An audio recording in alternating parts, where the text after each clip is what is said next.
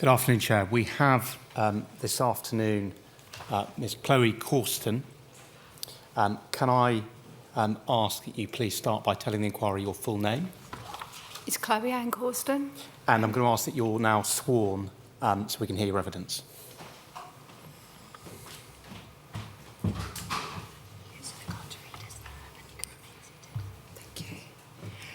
I, Chloe Ann Corston, swear by Almighty God that the evidence I shall give will be the truth, the whole truth, and nothing but the truth. Thank you.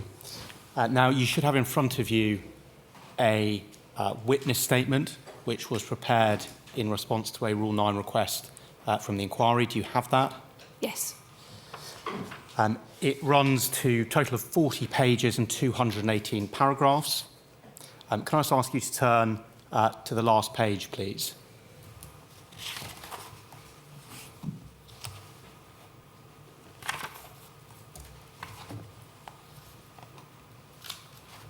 Yes. And is it dated the 8th of June, 2026? Yes. And is it signed by you? Yes. And it also contains a declaration that the facts contained in it are true.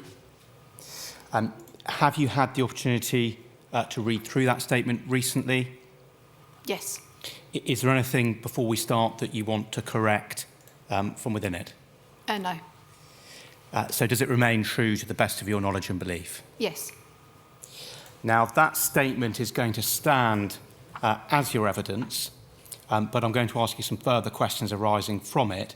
But please rest assured, if you don't mention something or if I don't cover it, everything in that statement will form part of your evidence.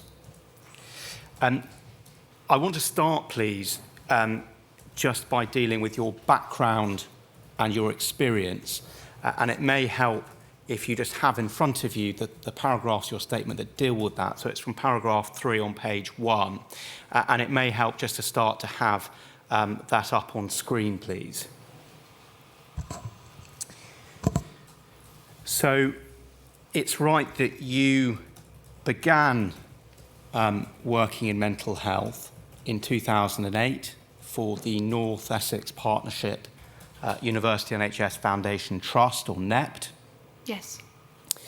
And that was as a bank staff member in 2008. Yes, that's correct. And that was at the Linden Centre, is that right? Yes. And can I just ask this, was that as a healthcare assistant, or were you a nurse at that point? What was your actual role? So that was as a bank support worker while I was doing my training. And so you do your training and you complete that in 2011? Yes. So you're then qualified as a mental health nurse, and you then take up a role as a staff nurse on the Christopher unit, that's still NEPT. Yes. And then 2016, you change trust and you move to the South Essex University NHS Foundation Trust, or SEPT, and you then take on a community health team role, is that right? So in 2016, I worked in North Essex. That was part of the community health team. And then it was 2018 that I moved to SEPT. Sorry, 2016 when I moved to SEPT on Grange Waters ward. And then also at SEPT, and slightly later in 2016, you take on your first management role as a ward manager on Grange Waters ward at Basildon Mental Health Unit, is that right? Yes. Then, in terms of the timeline, it's right, the merger between SEPT and EPUT happens in 2017. Yes. So SEPT and NEPT. Sorry, SEPT and NEPT, forgive me. Thank you, Chair. SEPT and NEPT, 2017. And so you continue in that role, but you're now working for EPUT. Yes. So any work after 2017, you're working for EPUT. And in 2018, you became a matron at the Basildon Mental Health Unit, is that right? Yes. 2020, you then became a service manager covering Basildon Mental Health Unit in the Linden Centre. Yes. 2021, a period of maternity leave, and then back in 2022, still as a service manager at EPUT, now covering the Linden Centre and the Crystal Centre. And what about the Basildon Mental Health Unit? No, I'm only solely based in Mid-Essex. Now, when I come on to ask about the various different topics which you cover in your witness statement, can I ask that you make it clear if you're referring to the period before 2017, and if you are, if you identify which trust you're referring to, because you obviously work for both SEPT and NEPT. Of course. I suspect most of your answers will relate to after 2017. If that's the case, we'll work on that basis, but if you're talking about earlier, please make that clear. Yes. It's also right that when we talk about your role as a service manager, you've only ever been a service manager at EPUT, is that right? That's correct. Can I just ask a few more questions about the role of the service manager, please? Firstly, the locations where you've been a service manager. So I think in 2020, you were a service manager at both Basildon Mental Health Unit and the Linden Centre, and then later on Linden Centre and the Crystal Centre. What type of unit is the Basildon Mental Health Unit? So that has a number of wards. So it has the assessment unit, it has acute admission wards, and it also has a psychiatric intensive care unit known as a PQ. And can you just help us how that differs from the Linden Centre and the Crystal Centre, please? The only difference is that it has an assessment unit, but they're both mental health hospitals. Can you just summarise your role as a service manager, please? Yeah, so I'm responsible for the inpatient services and also the health-based place of safety at the Linden Centre.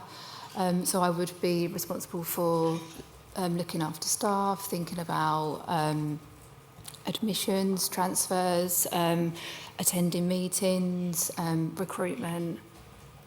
And how often in that role would you actually be on the wards? I walk the wards every day.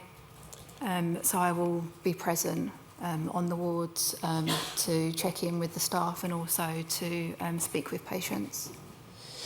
And you report to an associate director, is that right? That's correct. And are they also a nurse? Yes. And above that, they report to a director of mental health, urgent and inpatient services, is that right? Yes. What's their clinical background? They're a nurse as well, mental health nurse. And to what extent, if at all, might you report or flag concerns above that level? So, for example, directly to the board. Would that ever happen?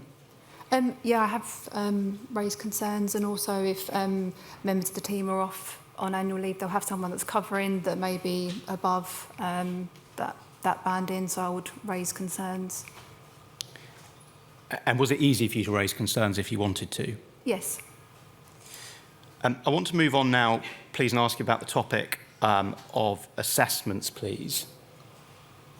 And I'm going to start with what you said, 12 and 13 of your statement, if you want to have that open in front of you. You refer at paragraph 12 to when working on wards, admissions decisions being communicated based on bed availability. And you refer to the bed management team. Who would the bed management team be made up of? So when, in terms of when it was NEPT or when is it EPUT now, sorry, in terms of your question? I'll start with EPUT, please, if I can. Yeah, so the bed management team now consists of, we have a service manager that manages flow, there's purposeful admission staff, we also have a consultant that's dedicated to flow, and then there's admin that work in the bed management team as well. So just pausing there, I think it's a service manager, Are they a clinical role? Yes. What would be their clinical background? Registered mental health nurse. And consultant, presumably mean a consultant psychiatrist, is that Yes. right? And then they're supported by an administrative team? Yes. So that's at EPUT. Was it any different prior to that, substantially, prior to EPUT? Yes, so when in NEPT, they had staff that were of clinical backgrounds, of RMNs as well, but in SEPT, it was more an administrative role. And in terms of that bed management team, would they be able to overrule clinical decisions from the person who would assess someone? No. So how did that interaction work? So if somebody was assessed, so before being assessed, the bed management team would be contacted to say that a person is due to have a mental health act assessment at this time. And then once the mental health act had happened, whatever the outcome of that assessment would be, then they would inform the bed management team and a decision would be made of where that bed was available for them to be admitted to. So as I'm going to come on to, that there were situations, weren't there, where somebody would be assessed as suitable, Yes. but nevertheless there wouldn't be a bed available. Yes. So I'm going to come on and ask you a bit more about that, but you're saying the availability would not influence the clinical decision as to whether they should be admitted, at least in theory. Yes. You refer at your paragraph 13, and as I've touched upon, and you say it there, that bed availability could impact admissions decisions. And you also refer at 23 to over time a focus on avoiding admission where safe to do so. Can I just start by asking this?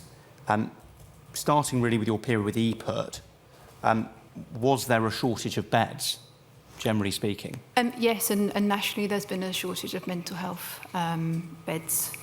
And also I think our beds are discharge dependent. So when we declare our beds on our sit rep call that happens 3 times a day, those discharges are discharge dependent. So if they don't go ahead, then that bed then won't become available. Did that lead to pressure to discharge patients in view of what you've just described? No. Did it also lead to pressure at any stage not to admit patients? No. In your experience, how frequently were there delays in admission solely based to bed shortages?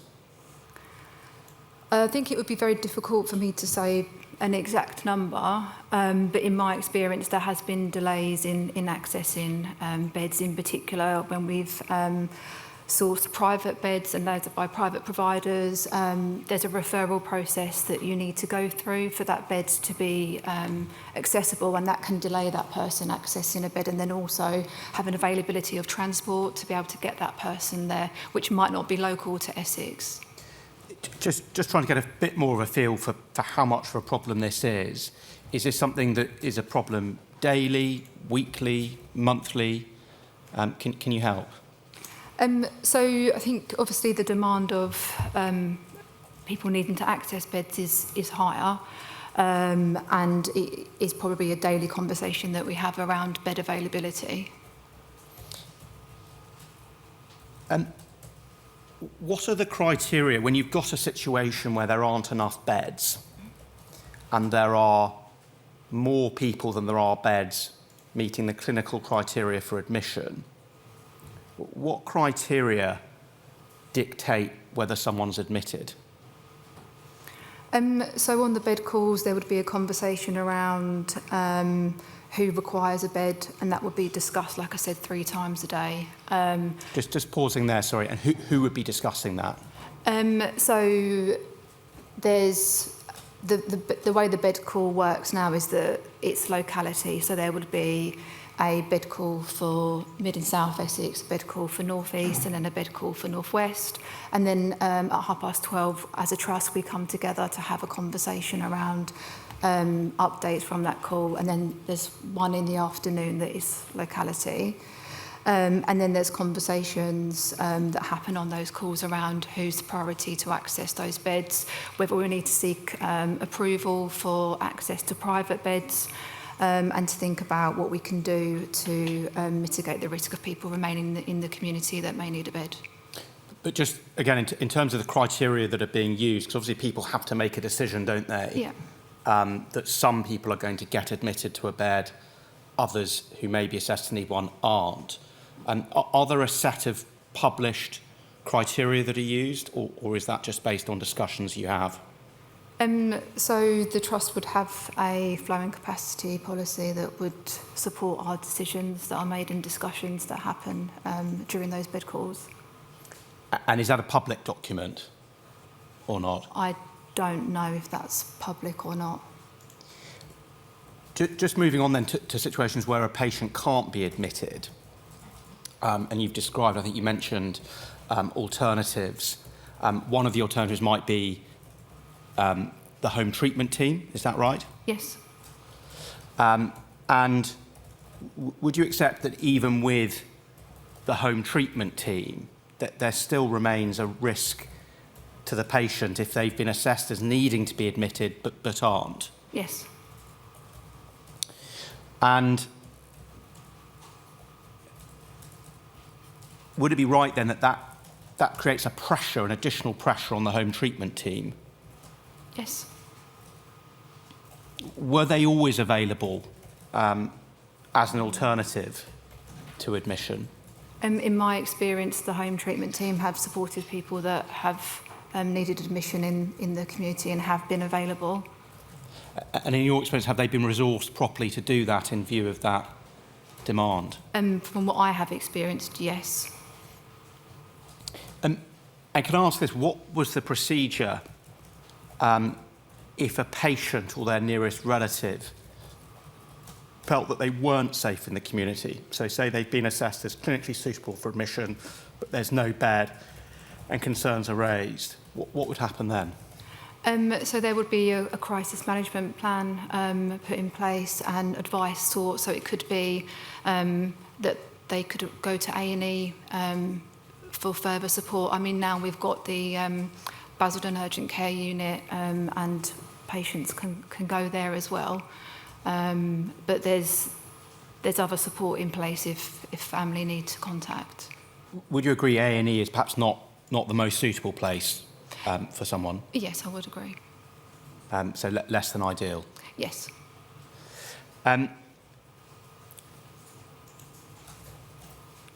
Just moving on, but still focusing on admissions. In your roles after 2018, so your management roles, matron, service manager, what's your experience been of service outcome monitoring? Sorry, can you repeat the question? So after 2018, in your management roles, Yeah. what's your experience been of service outcome monitoring? So from even before being a manager, we were informed around what our key performance indicators are, and we've had clinical dashboards in place, and we've had performance reports sent. So I was aware of the ins and outs of that before my management role, but obviously more exposed when I became a Band 7 and then throughout my management career around what goes behind those KPIs as well and what the outcomes are and I guess the why to why we do things. So just giving a specific example, there are situations where patients can't be admitted due to lack of bed availability, and so there's a delay of some sort. How are the outcomes of that monitored at EPUT? So they would be monitored via the bed management team in terms of who's waiting for a bed and how many people have been admitted. But what about, so they'd monitor the numbers, presumably? Yes. But what about the actual outcome on an individual basis? So would they collect information as what the outcome was in respect of an individual patient who would say had a delayed admission? Is that something they would... I think he's talking about what actually is the effect of that on somebody's presentation and illness. What monitoring is done of how this affects the patient? In terms of waiting for a bed? And being in the community. Patient care, what does that mean for patient care? Is that something that is ever assessed?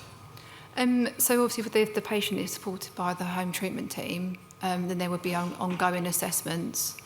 And I know that when I worked under the home treatment team, that would definitely be something that I would, as my practice, check in and make sure that that person is supported and make sure they're updated with where or if the bed is available.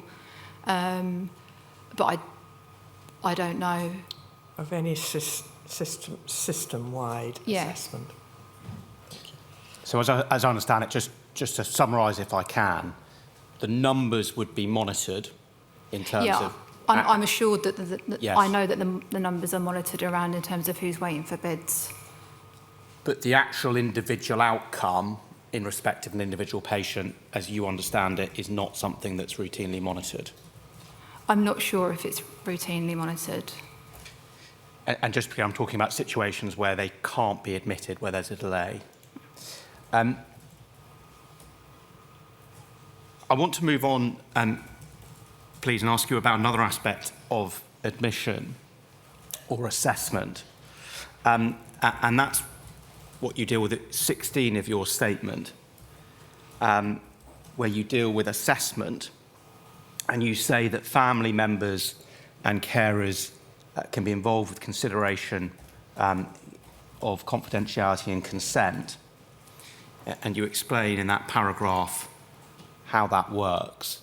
I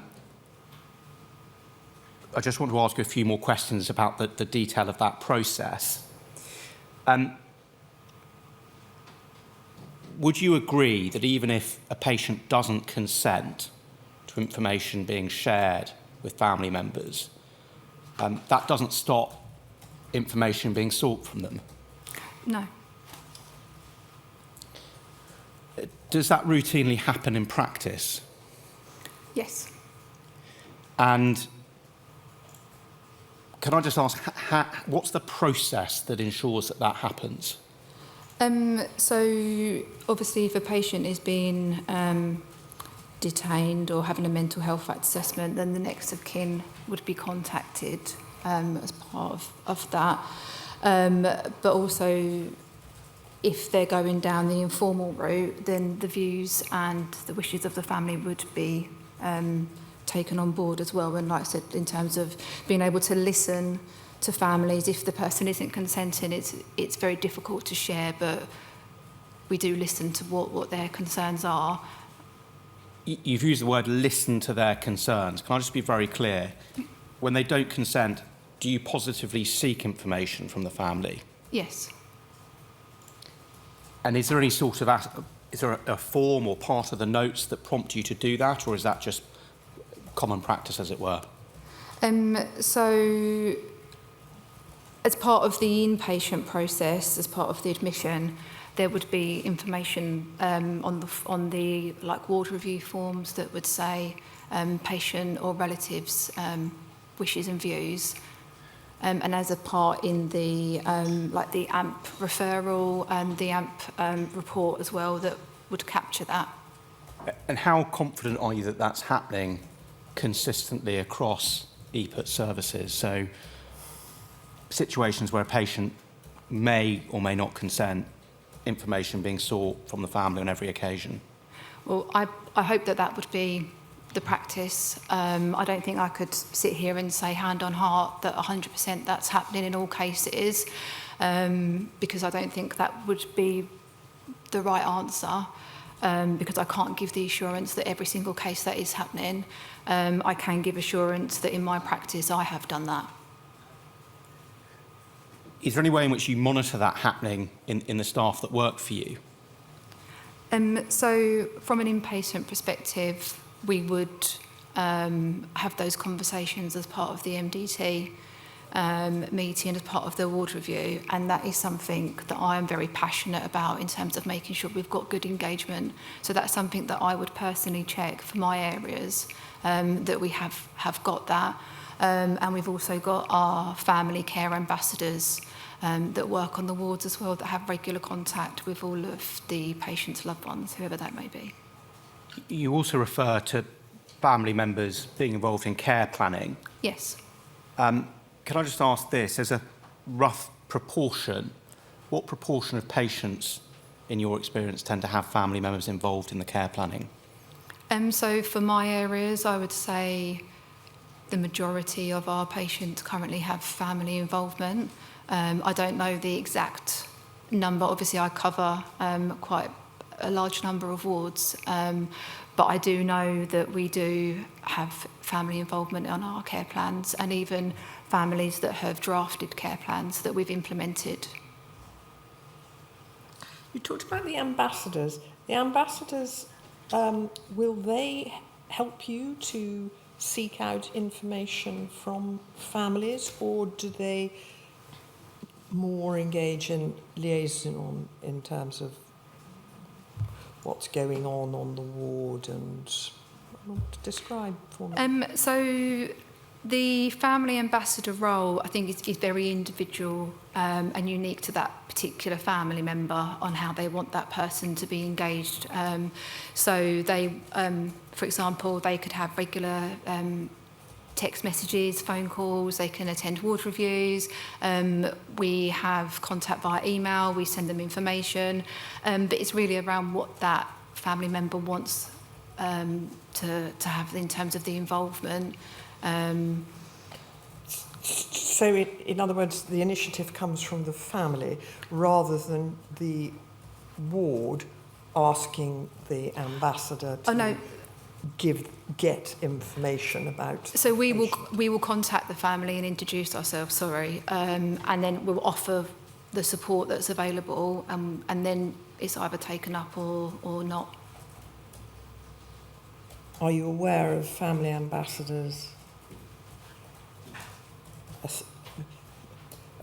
proactively seeking information from families to inform this care on the ward? So I can hand on heart say that about my family ambassador. Right. Does that. They're very proactive and they will engage and make regular contact. Obviously, I can't speak on behalf of the others, but from what I've experienced, yes. Thank you. Just going back to the decision to admit, and in fact, sorry, before I do, you've told us about, you're very confident about information being sought from family members, and you described that happening now. What about historically? Has that always been the case, or has that changed? It hasn't always been the case, and I know that as the services have evolved, it's one of the things that I've been very passionate around, having our thoughts around family first and having family engagement.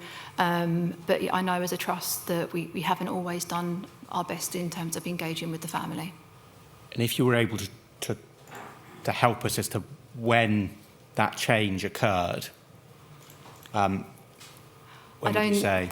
I don't think I could put a date or a time when it changed, because I don't think that I can't give an exact date. Just in rough terms, we're obviously looking at EPID after 2017. Yeah. You've been a manager in some way, shape or form since 2018. Can you just give us a rough idea as to the year or the couple of years when you feel that started to change to what you've described now? I would say in the past sort of 3 to 4 years. Finally, before moving on to another area, in respect to decisions not to admit, if there was a decision not to admit somebody, so they're assessed and they're not deemed to meet the criteria, would the patient's family or next of kin be consulted in respect of that? So in my experience, yes, that has happened. Does it always happen? Or is that something that has perhaps changed? I would like to think that it's changed. Again, I don't think I could say 100% it has in all cases because we're still learning. But I think the good practice would be that they would be contacted. So they should be contacted, but perhaps can't say they always have been in the past. Is that a fair summary? Yes. And would their views be taken account of in any decision to admit or not? In my experience, yes. I want to ask you about your experience of substance misuse. You deal with this at your paragraph 20, and you describe there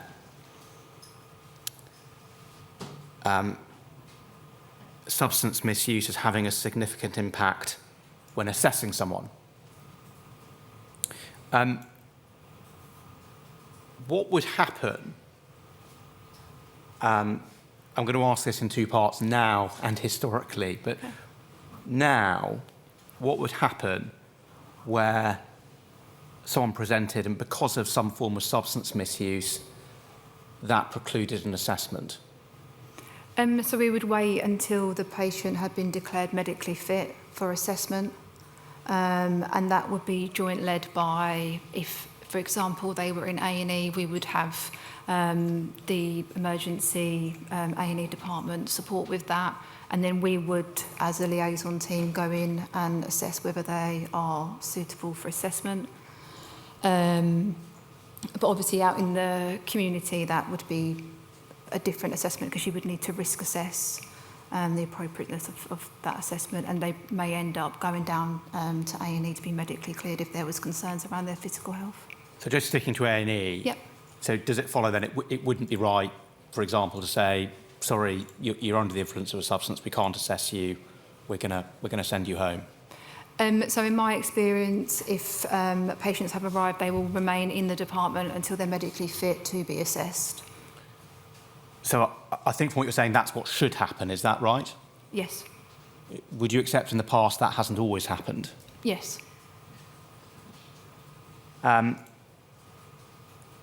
Where a patient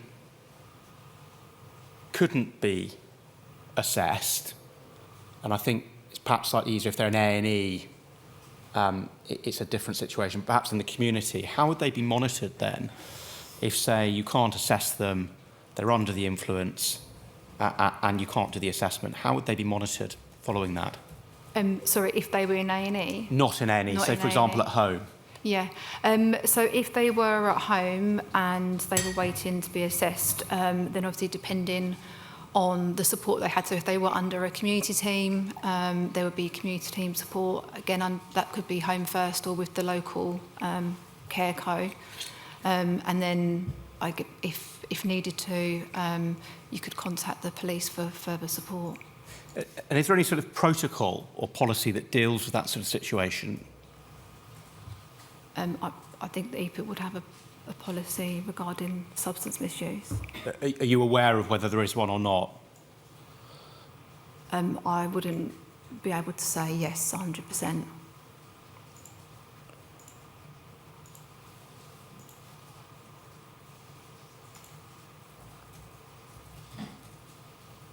You say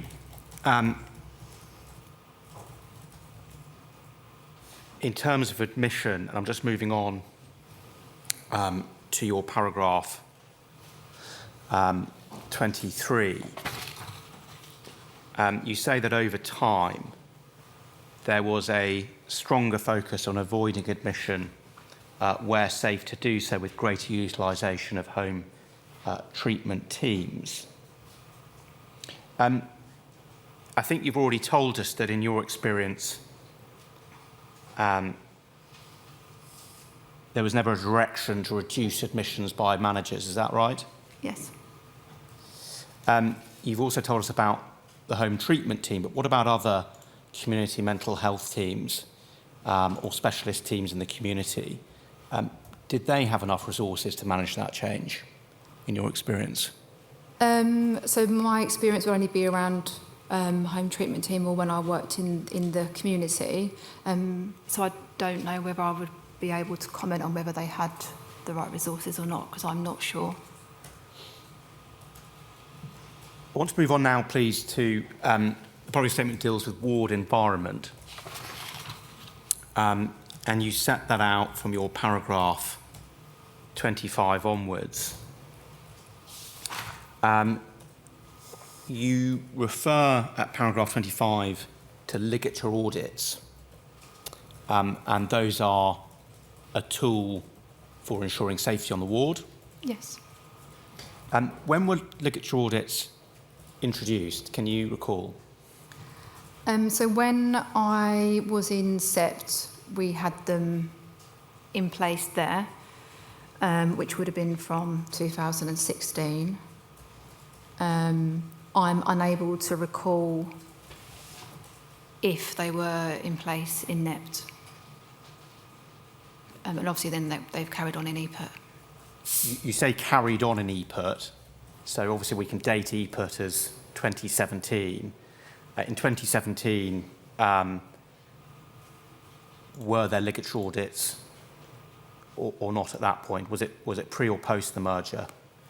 So in SEPT we had them, but when I was working in NEPT, obviously as a Band 5 I wouldn't have been involved in the ligature audits themselves. That would have been a Band 6 and above. Ligature audits are obviously quite an important part of managing safety on the ward. In your role as a service manager, how do you assure yourself that they're being done properly?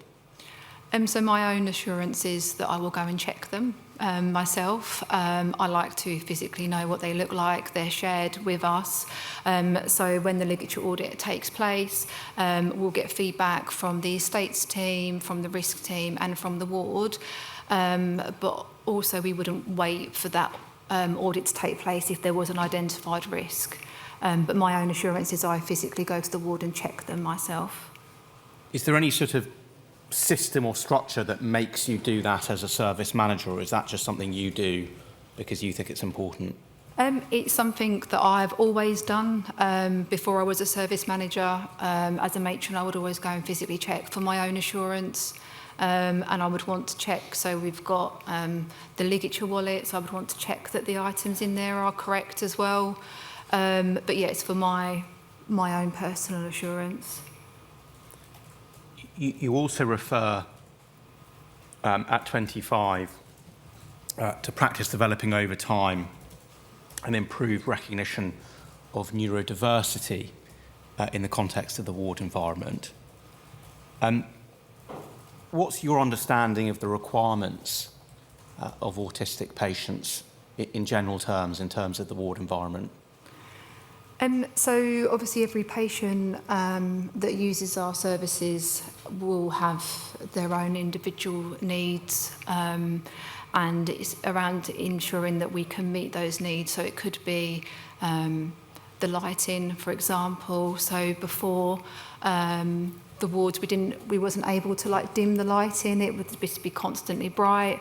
We've now got sensory rooms that are available, and also thinking about alarms on the ward. The alarms can be triggering for individuals, so making sure that if needed, we've got ear defenders available to support with that, and having general awareness of what that person may need at those times as well. Are you familiar with Oliver McGowan training? Yes. Have all staff on your wards had that training? I would need to check the percentage of how many staff have had them, have completed the training, but yes, it is mandatory. And is that also routinely offered to bank and agency staff? Yes.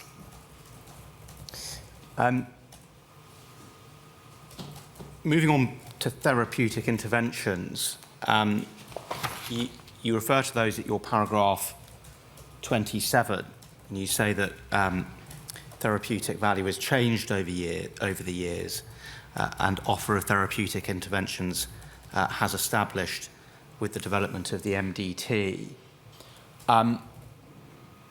Would you accept that historically there has been often an absence of therapeutic intervention Yes. on mental health wards. Yes. To what extent today are patients encouraged to engage in therapeutic activities?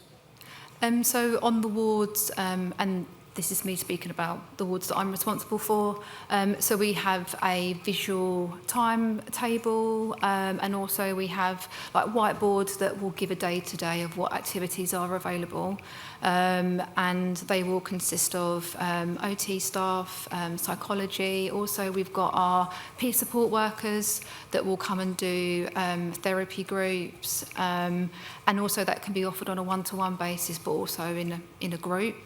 And it's very much led by patient choice. So there's lots of different options, whereas previously it might just be there's that only group that's on that day. And I think as well it's now a 7-day offer, whereas before the therapeutic offer would be traditionally offered Monday to Friday, but it's offered throughout. And how often on a daily basis? Are we talking one activity a day, more than one? What is the... So there's activities in the morning, in the afternoon, and the evening. It's throughout, and often, like I said, we've also got staff available to offer one-to-one as well. So if they need an intervention at that time, that can be offered. They don't have to wait for the set time for the group. And is there any way in which that's embedded in terms of nurses or HCAs actually having to engage in that work? So the therapeutic offer is by a separate team. So like I said, in terms of it's made up with the OTs and the psychology and our peer support workers. So that's separate to what the nurses then offer on top of that. So just focusing on nurses and healthcare assistants, do they all provide daily therapeutic engagement with patients? Yep, so they will offer patients one-to-one sessions as well as part of their role for their allocation for the day. Is that aspiration or is that reality? I think at times it's reality, and at times it's aspirational, depending on the clinical presentation on the ward and other issues that may be occurring on the wards, because the ward environment can be very variable at times. So what's... Sorry, Chair. And does the same apply to the set activities?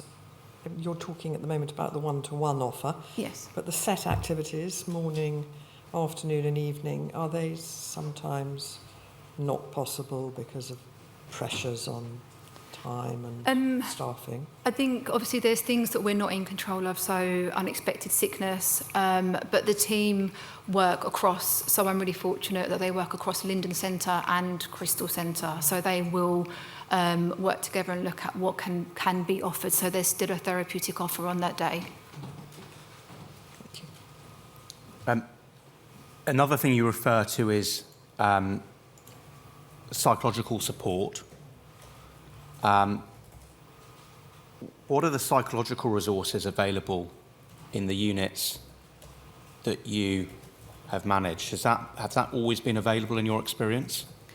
So I think throughout my career there's always been vacancies within all teams across, but we're really fortunate to have all of our wards supported by psychology as we speak now. How far do vacancies still remain an issue, though, in terms of delivering that? In terms of psychology, I wouldn't be able to comment on what their vacancies are. But obviously, if there were a shortage, then myself and the psychology lead would meet and we would have a conversation of what the therapeutic offer looks like and how we can support one another. You say, in respect to the ward environment, I'm looking at your paragraph 28, that ward environments contributed to recovery by providing structure and routine and supporting engagement in therapeutic activities. Would you agree that the EPUT ward environments weren't always conducive to recovery. Yes. So to just give an example, there have been dormitory arrangements in some. Yes. And would you accept that's not an ideal environment for inpatients? Yeah. We've also heard evidence, or received evidence, I should say, describing fixtures and fittings at Basildon Mental Health Unit as dated. We've also heard evidence describing it as an austere environment. Is that something that you would recognise? Yes. We also know that wards can be quite loud environments. Would you accept that can be particularly detrimental for neurodiverse patients? Yes.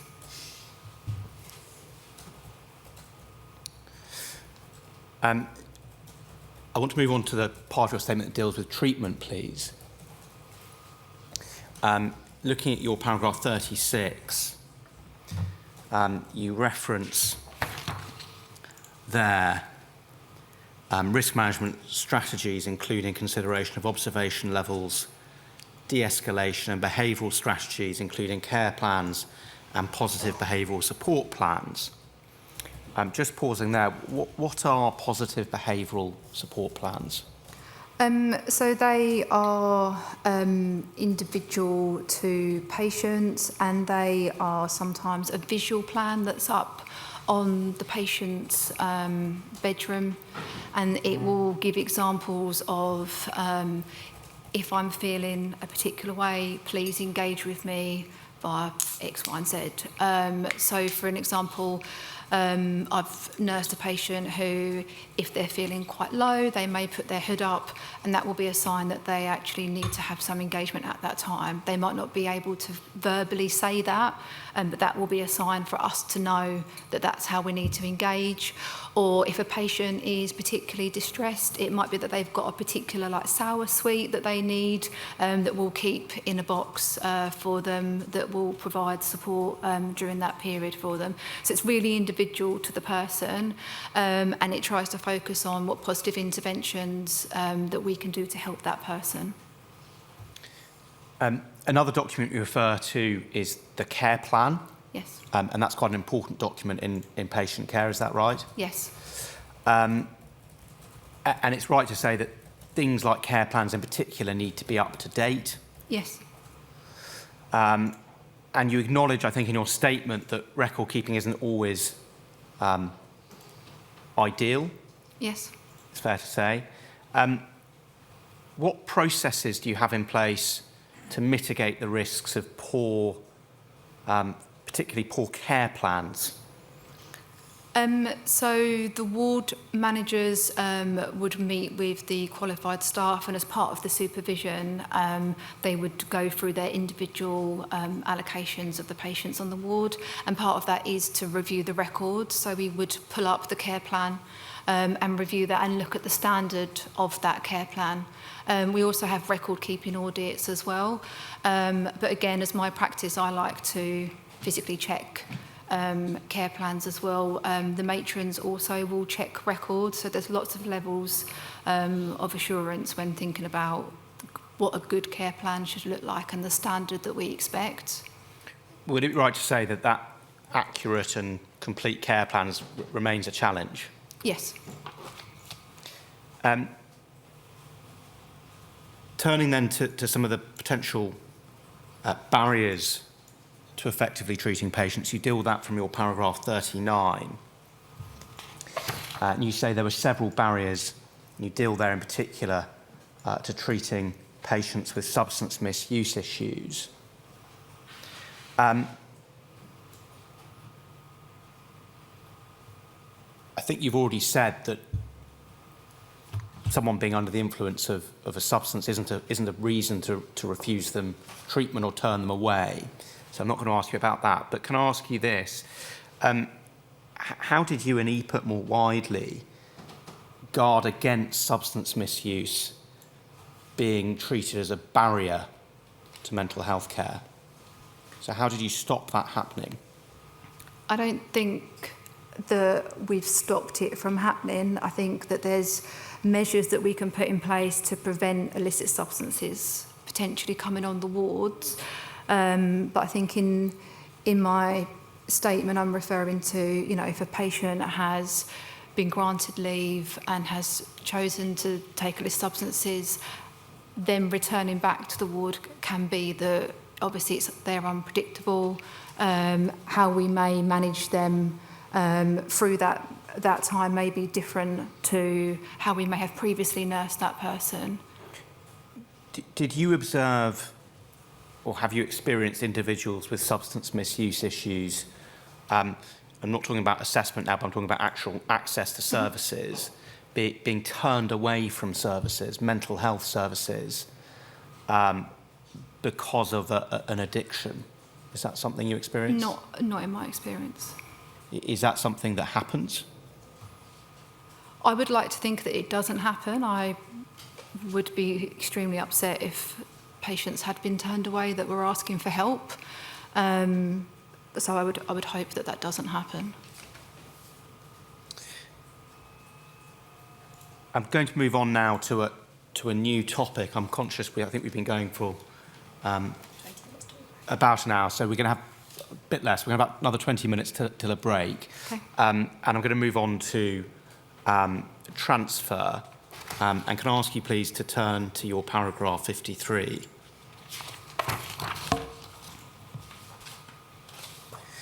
And you say there,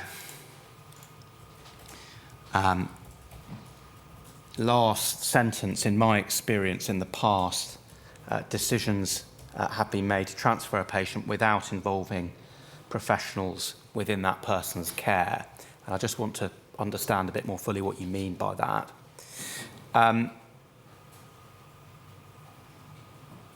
Are you talking about a decision to transfer somebody without input from a clinician?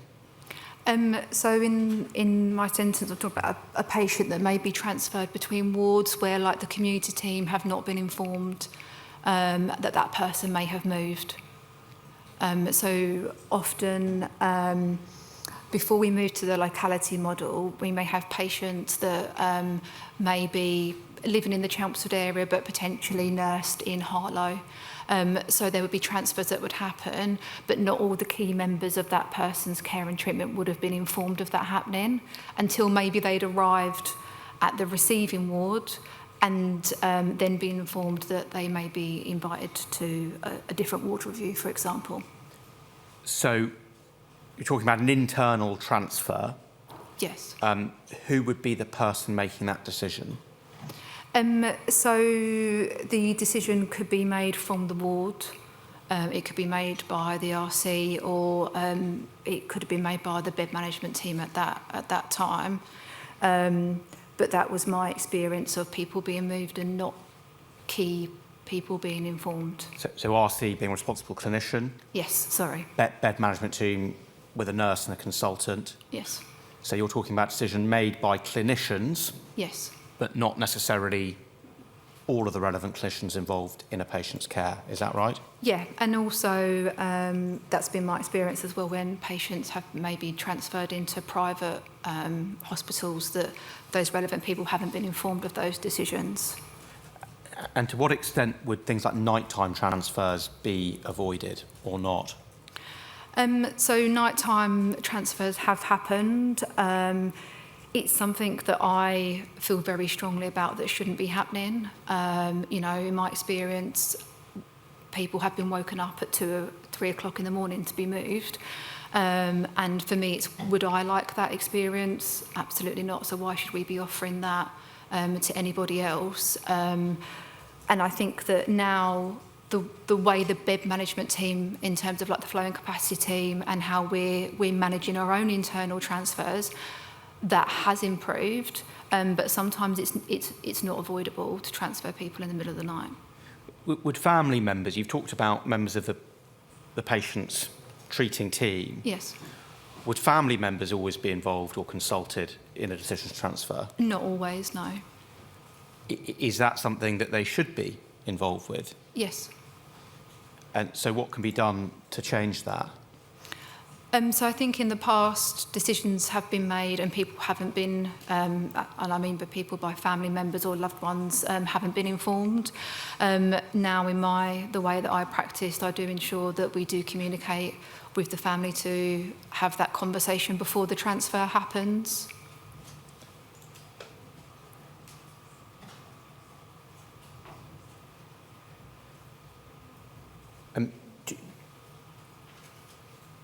You say at 54 that continuity of care was a key priority during patient transfers and was maintained through a number of structured processes. Do you see that? Yes. Would you accept that that wasn't always successfully maintained? Yes. And would you accept there are some fairly serious examples of that going wrong with Yes. EPUT? One example, which I believe you're familiar with because you refer to this case in your statement, is that of Bethany Lilly. Yes. And would you accept that's one of those examples? Yes. You say your paragraph 58 in relation to the Basildon Mental Health Unit and the opening of the Thorpe ward in 2018-19 that there were instances where patients arrived to the ward without prior notification or sufficient information relating to their transfer or admission. Yes. So just to be clear, the right thing, what ought to happen, is everybody ought to know about the patient. Yes. They ought to know enough about their history, and they ought to be in a position to manage risk as a result. Yes. And would you accept then that if they don't have the relevant information, that can create a very serious risk of harm? Yes. And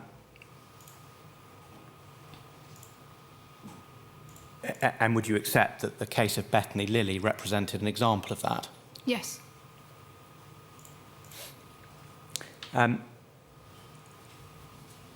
Just going back slightly, if I can, to the question of families and their involvement. You say families and significant others were routinely informed of transfers, but again, would you accept that didn't always happen? Yes. And you accept it should always happen? Yes.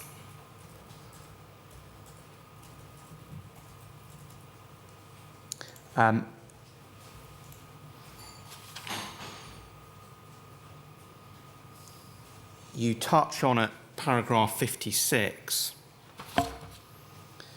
issues of transfers from children's or young persons to adult mental health services. Are you aware of difficulties in securing specialised placements for those turning 18? So, for example, where they have autism or learning disabilities. Is that something that's an issue? Yes. How are those cases managed? So in terms of them needing specialist admission, that would be managed outside of the adult bed management team. So if that was identified as part of their transition into adult services, that wouldn't be necessarily something that I would be involved in, because that would need a different route in terms of accessing that bed. So if it was identified that someone who was turning 18 needed an adult acute bed or access to one of the PQ beds, then that's something that I would then be contacted and involved in. But in terms of the specialist, that wouldn't fall under my remit. Is it right then that that's something that's still an issue and a challenge? I think nationally that's an issue and a challenge.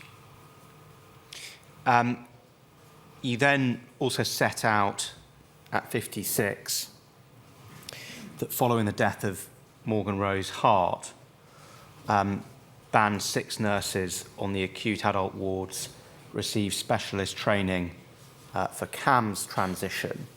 Yes. And you say that happened in January 2024. Do you know what proportion of nurses completed that training?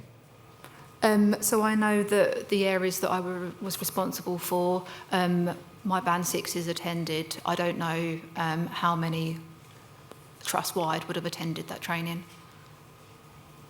And it was completed in January 2024. Do you know if there's been refresher training since then for people who have joined after that date? So in terms of, I know this training was offered by an external company, but in terms of offering the transition training, that's something that has happened more in-house rather than through an external company. So sorry, has there been a refresher since or not? Not from this company that was used. And what about internally? Has there been further training? So internally, there's not a mandatory training for this. And I think you say in your statement that you yourself haven't actually done that training. Is there a reason for that? Just because at the time it was offered to the band sixes across the acute wards, so I wasn't given the opportunity to do it. However, if I had been, I would have taken it up. Would you agree it would probably assist you in your role as a service manager, understanding the issue at a managerial level? Yeah, because I'd be able to inform the staff what the expectations are of what that transition should look like, and I guess as well making sure that our patients have a positive transition from children's services to adult as well, so it would be able to help.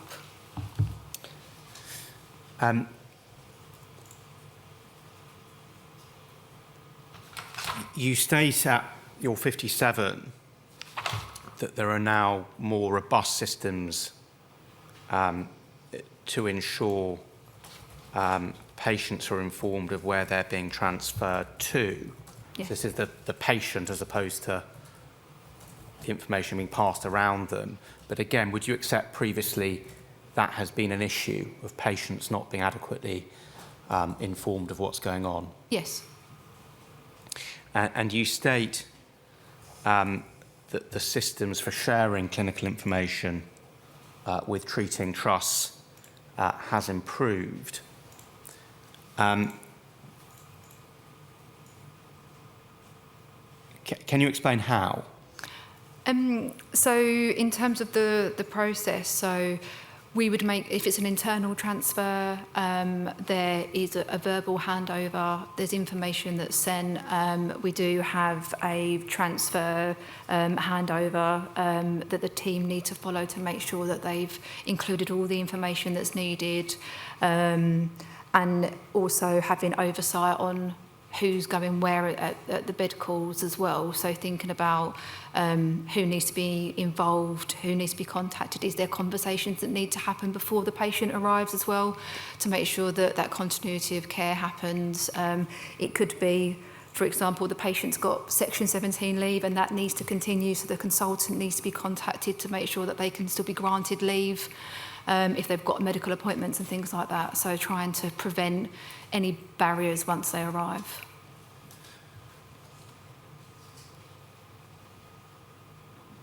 Just coming back slightly, if I can now, to Bethany Lilly in 2018 and 2019. Mm-hmm.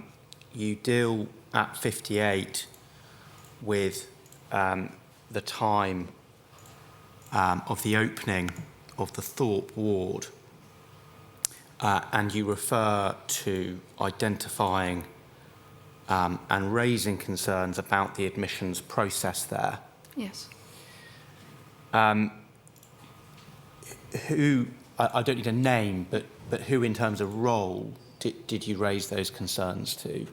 So I raised that to my line manager, who obviously would have been matron at the time. So that would have been my service manager. And I also raised it to the bed management team, who would have been inept at that time as well, around making sure that we have notification of who's coming. We know that Bethany Lilly died on the 16th of January 2019. Was it before or after that you raised those concerns? So I'd raised them before and obviously raised them after as well. So before, Yes. before her death. What response did you receive? So from my line manager, they were very supportive and understood the concerns. It wasn't just me at the time that was raising the concerns, the consultant and the ward manager as well. So we were looking at what processes we could put in to make sure that transfers were safe, and also thinking about patient experience and trying to make that very positive for people that were arriving. Because what I was worried about was that people arriving at our door and us not having notification may not give the greatest first impression of that person coming to our ward. And also when I spoke to the inept bed management team, they were understanding of the concerns that I had raised. Having raised those concerns, was any action taken prior to Bethany Lily's death? Do you know? Not that I can recall. And do you know why that was? No. Would you accept that that sort of issue is an urgent issue? Yes.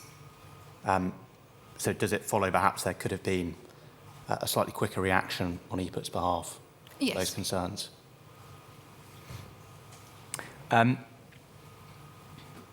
You're familiar, I understand, with the RCA report, root cause analysis report, the internal report produced by the Trust following Bethany Lily's death. To what extent do you feel the recommendations of that report reflected the concerns that you identified? I think it reflected all of my concerns. Did you play any part in the inquest into Bethany Lily's death? No, so I was on maternity leave at the time of the inquest. And as service manager more broadly, if there's a death of a patient on one of the units you're responsible for, what would your role be at an inquest? So my role would be obviously supporting the well-being of the staff that are attending, but also it could be that I am potentially giving evidence or thinking about what I have previously done is around giving learning evidence and being a PFD witness as well.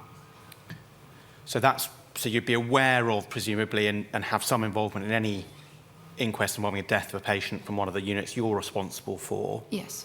What about deaths on other units that you weren't responsible for? What, if any, involvement might you have in those?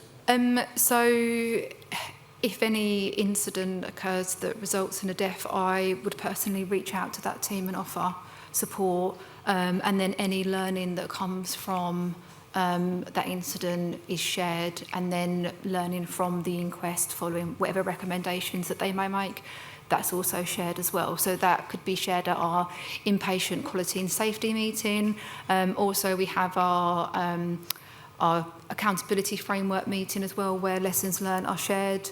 But also it wouldn't, if there was identified lessons, it wouldn't have to wait until the inquest for that to be shared.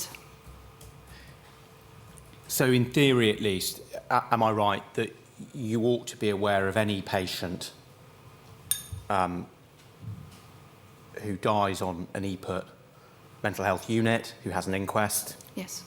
And in theory, at least, you ought to be aware of any learning which arises from it? Yes. And does the same thing apply to internal reports, things like SIs and RCAs involving other units? So there would be like a summary of that report shared. I wouldn't necessarily be given the whole report to read, but that would, again, those reports may be shared at meetings. I think this is the last question before we break, or last bit or something I want to deal with. So thank you for bearing with me. You then deal, in your statements, going back to the Bethany Lily case, which you had knowledge of and you've talked about. You just set out the recommendations from the RCA. Do you know by what date those recommendations have been implemented? No. And just looking at those, I'm not going to read through them, but perhaps worth just having a read through, just reminding yourself of those. Would you agree that, in fact, if we look at those recommendations, that they actually would have reflected reasonable practice even in January 2019? Yes.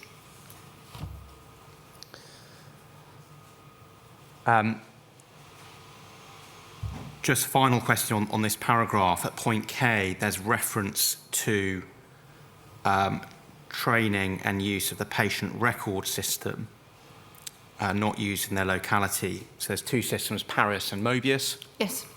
And then it says all staff should be familiar with HIE. What does that stand for? I don't think I'm going to get it right, but I want to say it's the Health Information Exchange. And just I'm not tell us 100% sure on that. What is that? So HIE was a system that was developed so it could access both Mobius and Paris documents on there that staff would have a login for, and that would bring up relevant documents. Now, you refer there to particularly consultants having access to that. What about at the other end of the scale, healthcare assistants? Would they have access to that? I can't recall whether they had access. The qualified staff had access to HIE. I'm not sure whether the support workers or healthcare assistants would have. And is that the case now, as well as at the time of this report? Yes. Thank you very much. That's all I have for the moment. I think we're going to take, if we can, Chair, a short break. 15 minutes? 15 Thank you. minutes, thank you. Thank you.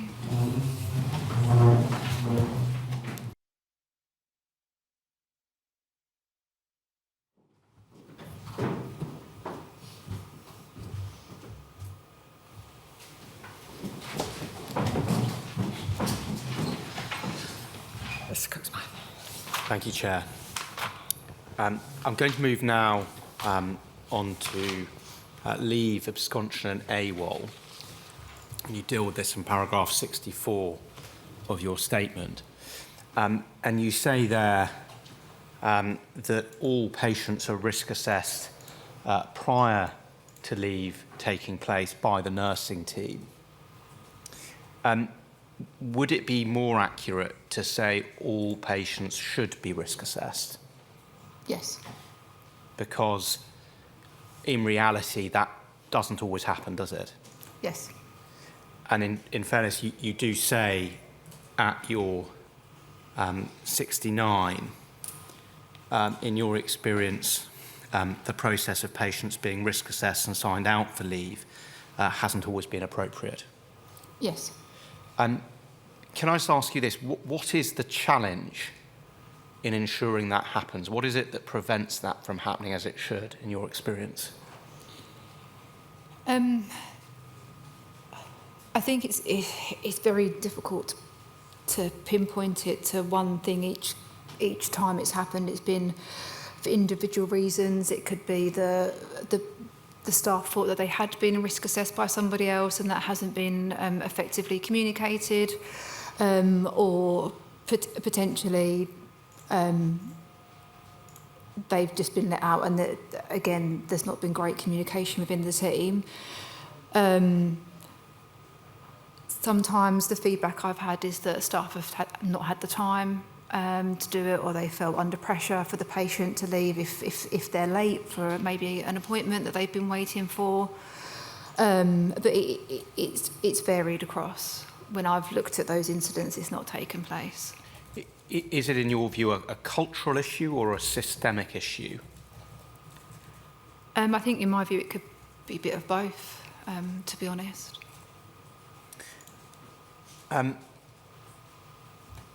You set out at paragraphs 72 and 73 measures post-incident where a patient has gone AWOL or they've absconded. Would you accept that... Absent without leave. Oh, forgive me. Thank you, Chair. We only need to say it once, but I think... Yes, absent without leave. You describe reviews and safety measures and risk management after each of those incidents. Would you accept that despite that happening, this is still a problem? It still happens, doesn't it? Yes. And again, you refer in your statement to AWOL incidents always involving appropriate liaison with the police. But again, would you accept that's the aspiration but not always the reality? Yes. And again, is that also the case with incidents being promptly reported by the nursing team? It should happen, but again, it doesn't always happen, does it? Yes.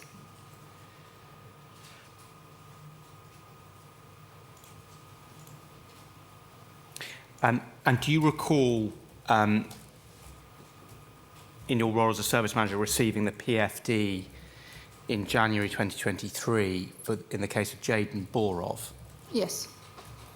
And it's right that it identified within it, so PFD, Prevention of Future Deaths, it's a report from the coroner following the inquest that they write. Yes. And do you recall that identifying that there was a lack of understanding by EPUT staff about the difference between a detained person absconding from a ward and a person going AWOL? Yes. And it also raised a concern about how that information was communicated to emergency services. Yes. So you received that information.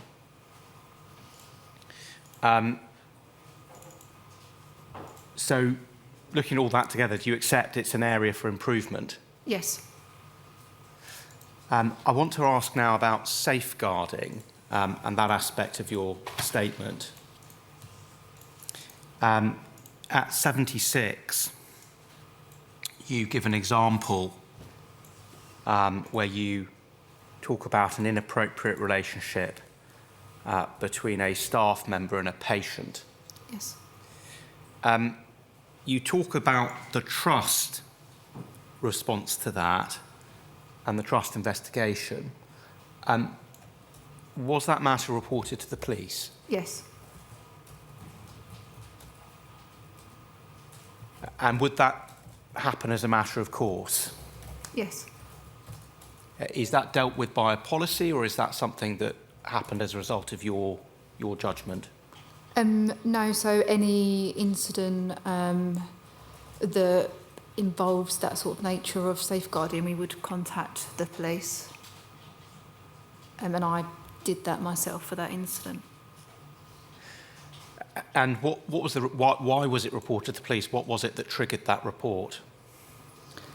The person who was involved wanted to report it to the police themselves as well, due to the nature of the safeguarding, and I was concerned about their level of distress while doing that, and had offered to do it on their behalf, and they sat there and we did it together. What happens in a situation where the patient doesn't want to make a complaint to police, but they may not be qualified to consent to any relationship? What happens there?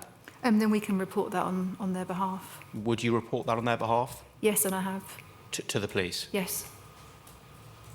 And on this occasion, was the member of staff that you refer to there reported to the NMC? No, this member of staff wasn't a qualified member of staff. But they weren't a nurse? Sorry? So they weren't a nurse? No, they weren't a nurse. So not registered, not governed by a professional regulatory body? Yes. Had they been, would they have been reported? Yes. And I have done that. Was there a referral to DBS? I would need to have checked that with HR. That's not something that I would do within my role.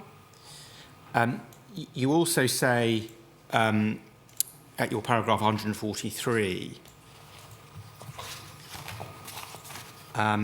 Sorry, did you say 143?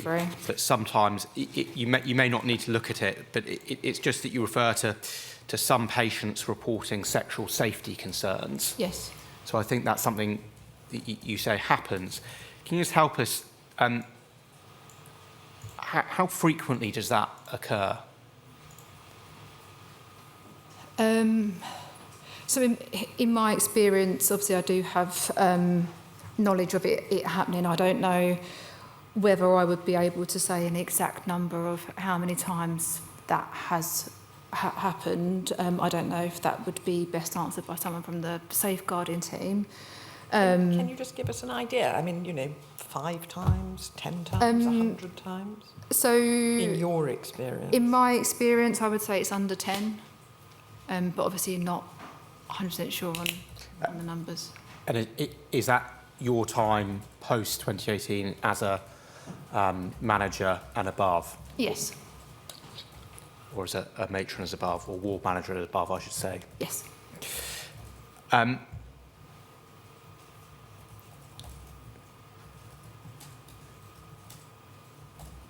Moving on then, please, to clinical records. I've asked some questions about care plans, but I want to ask more questions about records more broadly.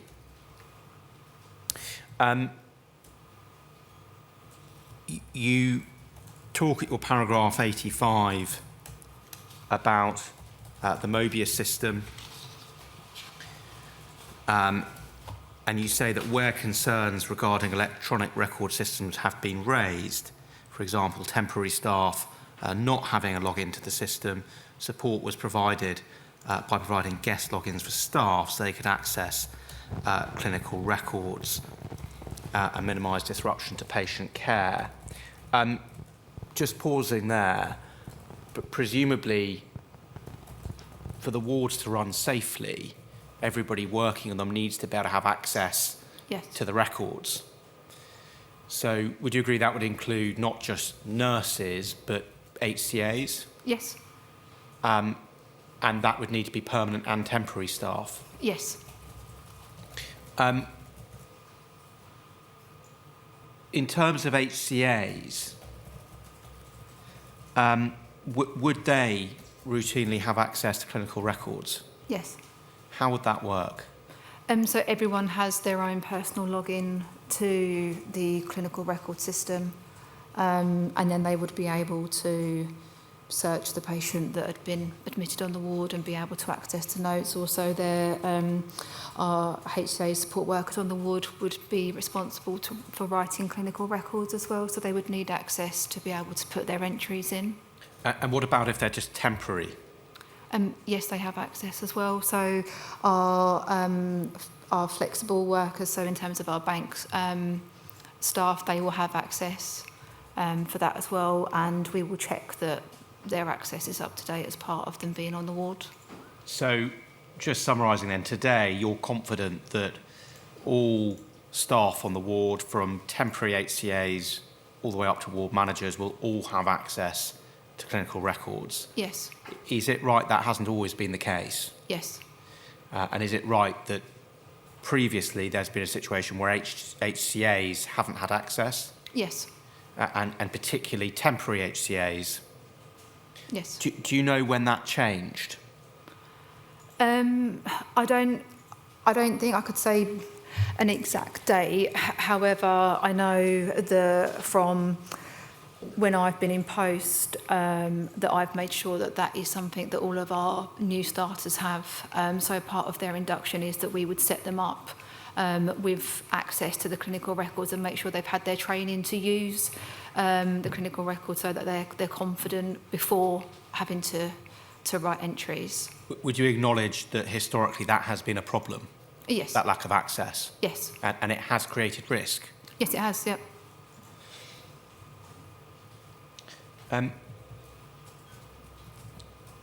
You've acknowledged in your statement, I think, shortcomings, issues with record keeping. I just want to drill down, if I can, into the reasons for that. What typically is the most common reason for shortcomings in record keeping in your experience as a manager?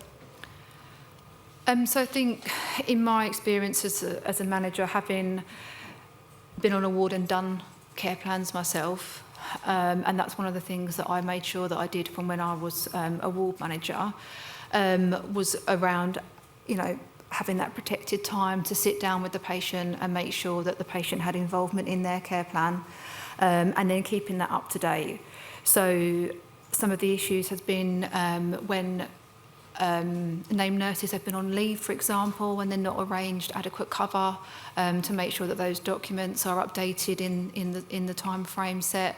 When we've had vacancies across the wards, in inpatient in particular, you can see that does have a knock-on effect on the clinical records being updated in a timely manner. And then I guess as well thinking about clinical demand at the time. And what about things like copying and pasting? Yeah, so I have witnessed copying and pasting, and So- I've seen that in care plans.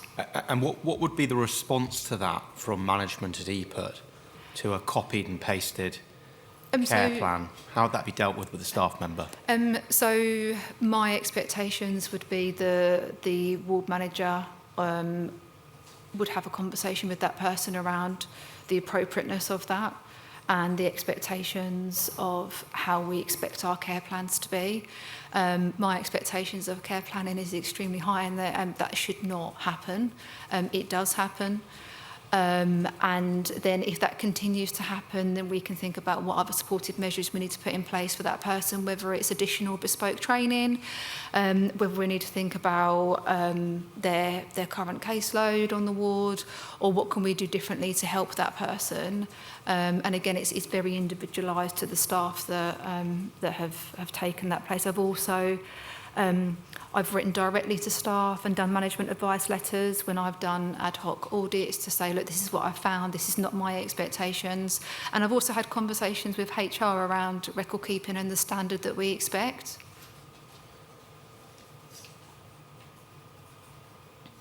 So I'm just being reminded that we need to slow down slightly for for the note to be taken. Yeah. So I'll try and remind you, and I'll pause you if you're going too fast. An important principle of clinical records is that they obviously should be accurate. Yes. And they should normally be taken at the time. Mm-hmm. As a practice, are clinical records by ward staff, in your experience, always made contemporaneously? No. And it's right, isn't it, that they're not made contemporaneously, that the right thing that you should do as a clinician is make that clear. Yes. Because if you don't, somebody looking at it is going to assume it's made at the time. Yes. And would you agree that can be very serious if you're talking about something like an observation, for example? Yes. Would you accept that's been a significant problem at EPUT? Yes. What assurances can you give going forward that staff are going to keep contemporaneous records? So obviously we've got our audits that are in place that will review that, but I think also it's really important that if we're not doing that, that the staff feel empowered to be transparent about that and let us know, and we can address that. Because what I don't want to encourage is for that to happen and people not feel empowered to speak up.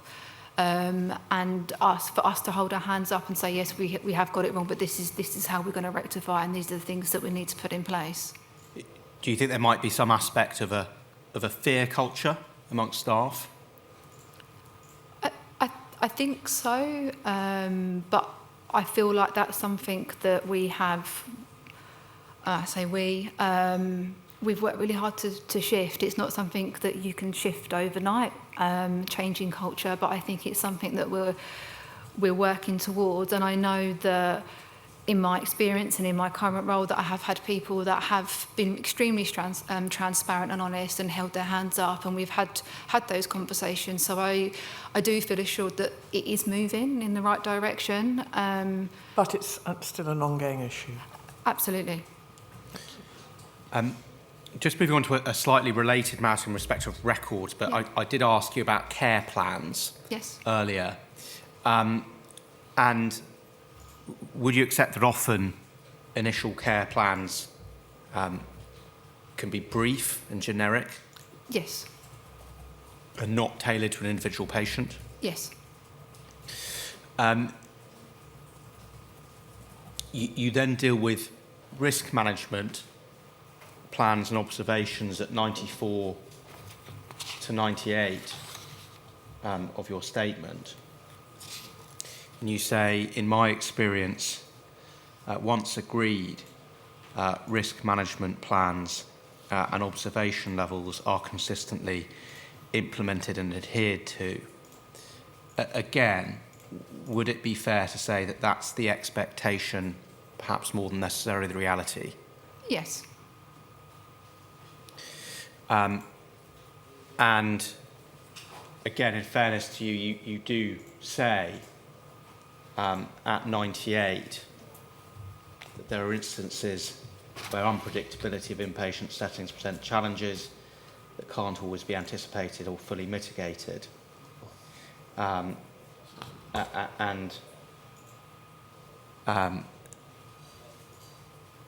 You say efforts are made to maintain patient safety and meet observation requirements.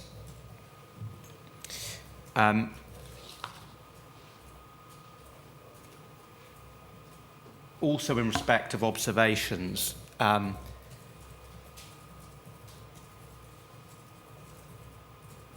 one purpose of observations is obviously for patient safety.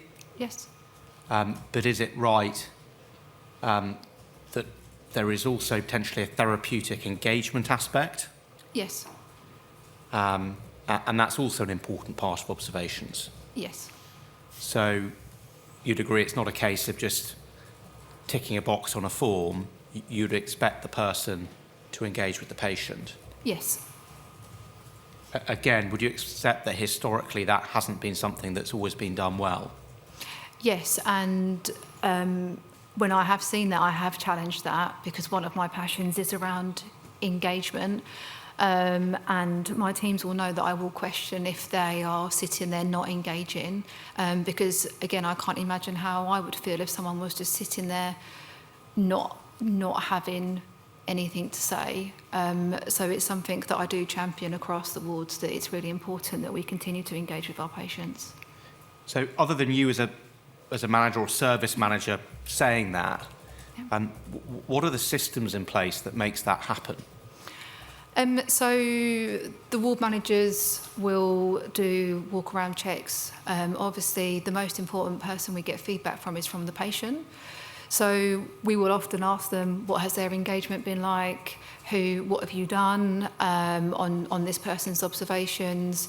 And then if it's not up to the standards that we would expect, obviously we'll speak to those individuals as well. But I think there's not an audit tool that can measure the level of engagement. I think it's the person's voice that would say the most, who's having that person on their obs.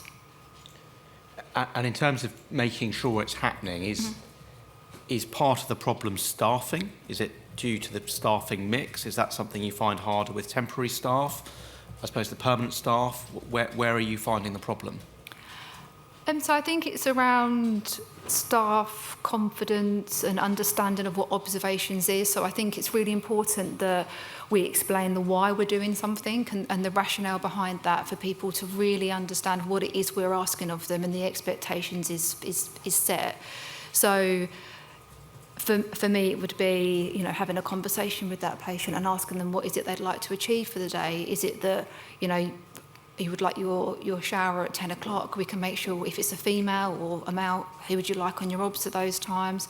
But I think sometimes it's making sure your staff are confident with those skills and they're skilled accurately. So, like for us, we've got engagement boxes on the ward where you can just grab them, and it's got like games, colouring books, puzzles, things like that, so it can start those conversations off. Which again I think is really important, but also the staff go through observation and engagement training as well, and we also have support from our psychology team that offer training around engaging with patients as well. So it's in person, because I think there's real value to having people in the room and listening and understanding, and I've also done away days. I've done what bad engagement looks like, and we've given examples of that, and then shown what good engagement looks like as well, because I know not everyone learns like me, and I'm a very visual learner, so sometimes that can help in terms of what the expectations are of what we want to happen on observations. One of the things that can impact observations is staffing levels. Yes. You obviously need enough staff to be able to conduct a certain level of observations, is that right? Yes. It's also right that you are often faced with staffing pressures. So I think obviously we've got our baseline, which is rostered for across all the wards, but there's things that are out of our control that we can't predict. So like when I was mentioning earlier about unexpected sickness, those things will have an impact on the ward. But I think since us working within the MDT model and having support from our AHP colleagues, we can look at what those shortfalls are, and it doesn't always have to rely on the nursing team to provide support with those patients. So just help me, where you, for example, don't have enough nurses because of sickness, or say you don't have enough HCAs because of sickness, how is the risk mitigated in respect of observations? Yep, so our ward managers are supernumerary, so they're not in the numbers, and they can step into the numbers. I will do that as well, and also the matrons will do that, and we will look across as well. Like I said, I'm really fortunate to have 2 sites that work collaboratively together. So even though one ward might be short, it could be that one of our wards is overstaffed due to maybe observations being reduced, and we can move staff around to mitigate those risks. So can I just understand this? How much are the potential failings or issues to do with observations not being carried out properly? How much is that to do with staffing, and how much is it to do with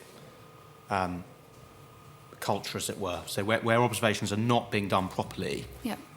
what is the main cause of that? Is it staffing? Is it culture? Is it something else? I would say it's potentially a mix between the two, of staffing and of culture. I want to move on and ask about part of your statement that deals with engagement. Mm-hmm. You deal with that at paragraph 120 onwards. Now, before I deal with that, I just want to come back to an aspect of your evidence earlier. And you told us that family engagement has increased in the last 3 to 4 years. Can I just ask you this? What do you attribute that change, that improvement in family engagement to? I feel that's to do with lessons learned from where we've not got it right. I also think, again, it's one of my passions that I want to make sure that the families feel heard. It's also around us dealing and looking at lessons learned around complaints as well, and how can we make sure that that's embedded. And I think, having at the forefront of our mind around thinking family first, and like I said, the work that we've done around shifting that culture and thinking differently, and how would we like to be nursed if we were in the service as well. Has there been any particular policy or driver from the senior management above you in respect to family engagement? So we do talk about family first focus, and that has come from the directors. And I think as well, when you're thinking about trust-wide lessons learned, that is also being driven down by the seniors. And has there been any, you described the change, has there been any actual change in the system or the structure to embed family engagement in the last 3 or 4 years? Obviously, following the family care ambassadors, that had changed the structure, because also we have dedicated people in those roles now. But before that, I don't think I could say 100% it had been dedicated. And what about in terms of the record? So, for example, I was asking you earlier about assessment, and presumably there's some sort of form or record that people will have to go through when they carry out an assessment. Has there been any change to that to prompt family engagement that you're aware of? So from an inpatient point of view, as mentioned before, the ward review form does have that section in it, and that needs to be completed before that form can be signed off. And just so we understand the family ambassador role, it's right, isn't it? That's in fact as of January 2025. Yes. So relatively recent. Yes. Thank you. Just going back to your statement, please. You refer to the serious incidents prompting this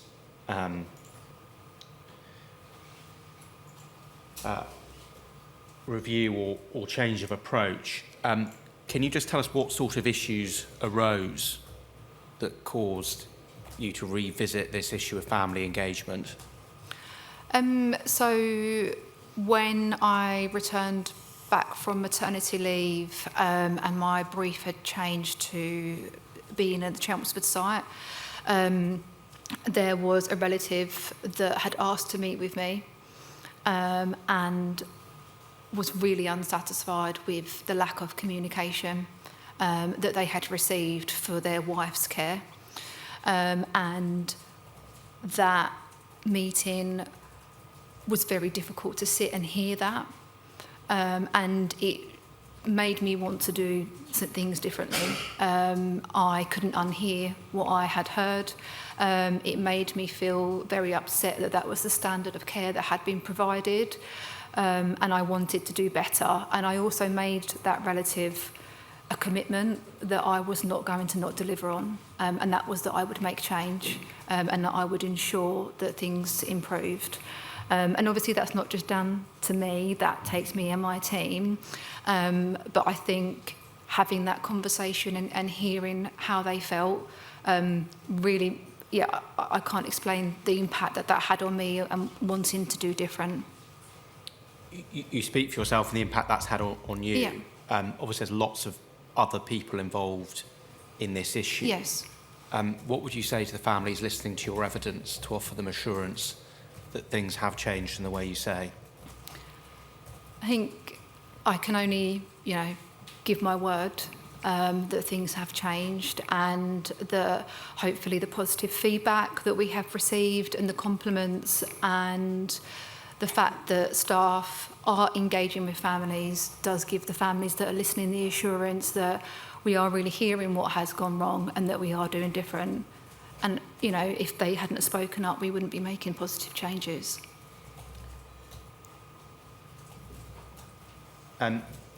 Moving on to the topic of safety, and just coming back, if I can, to ligature risk and audits. I'm just looking at paragraphs 137 and 138, if you have those. Sorry, 137 and 138? 38. Thank you. And you say that you're aware, 138, you're aware that changes have been implemented as a result of serious incidents. And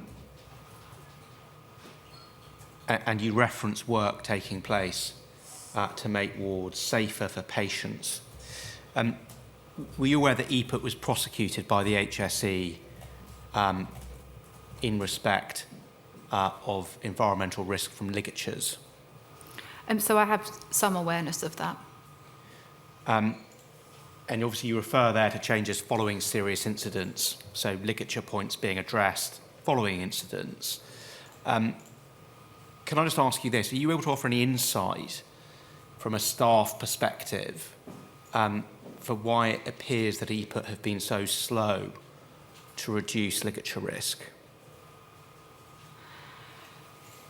I think it's very difficult to answer because I've only ever worked in that trust. So having not known how other trusts respond in a responsive or different manner, I don't know. However, the experience I've had is that when there's been a concern raised, I've felt that has been dealt with in whichever manner that might be. But I think also it's very difficult when there's like trust-wide work that needs to be done that may appear slow. So, for example, when we needed to change all of our doors, it might be that I might have felt that maybe my service was more of a higher priority than another service. But I, going back to your question, I think it's very difficult for me to say whether they are slow or not, because I've only ever known how they've responded. A perspective that many have looking in, particularly families, is that it looks as if an incident happens and EPUT reacts and they fix that. It doesn't look often from an outside perspective like things are being proactively addressed. Do you have anything you can say or respond to in respect to that perception? And I can completely understand how they have seen that, because that is exactly how it looks. But I think as well, there's often a lot of work that's happening in the background that's maybe not spoken about, that maybe families might not know that's happening, and then it happens. But I can completely understand how it would appear as reactive. You deal at 138 with the incident in respect of Abigail Smith. Yes. And you refer to work being done. Can you just help us what work? So this was an incident where Abigail Smith was a patient on Gallywood, is that right? Yes. And she was able to barricade a door and self-strangulate. And then there was an incident in the garden at the Lakes, you described there, when a lady died, having ligatured using a door handle. And you say there was a lot of work done in the gardens and in relation to door handles following that incident. What work was done in the garden? So for the one at the Lakes, the door handle was changed, so it was changed to a different door handle, which was then ligature reduced. But also we then had works done around our furniture and ligature points in our garden area, because they're quite, so on my walls I'm really fortunate to have quite big open spaces, which will need additional work to make those areas that are identified at risk safer. And when was that work carried out? I don't think I can give you an exact date, but when I had returned from maternity leave, so around 2022, a lot of those works were happening or had happened, but I obviously wouldn't be able to say because I wasn't here at the time. Just moving on to another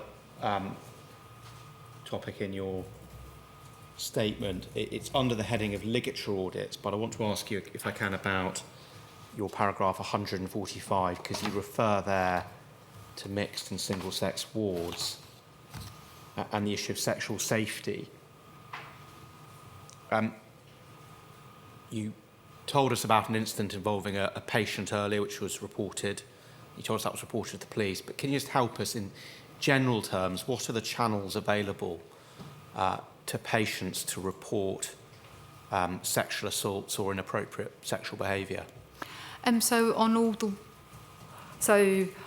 the wards, and I can say that there are my wards for my areas, there's posters up around sexual safety information, and also it's included as part of the welcome pack as well. So there's contact details in there which the patients can make contact with if they don't wish to speak to somebody on the ward. We also do talk about sexual safety in our community meetings, and it's something that we will discuss within the MDT around sexual safety, and if there's any incidents of that, that will be shared within our team meetings and also escalated through the appropriate channels. And on the ward, obviously the people have contact with the patients, the most are going to be the HCAs and the nurses. Just asking about the HCAs, for example, do they have training about how to deal with reports of sexual assault, Yes. what would they be told? So they would be told that they would need to escalate that concern to the nurse in charge.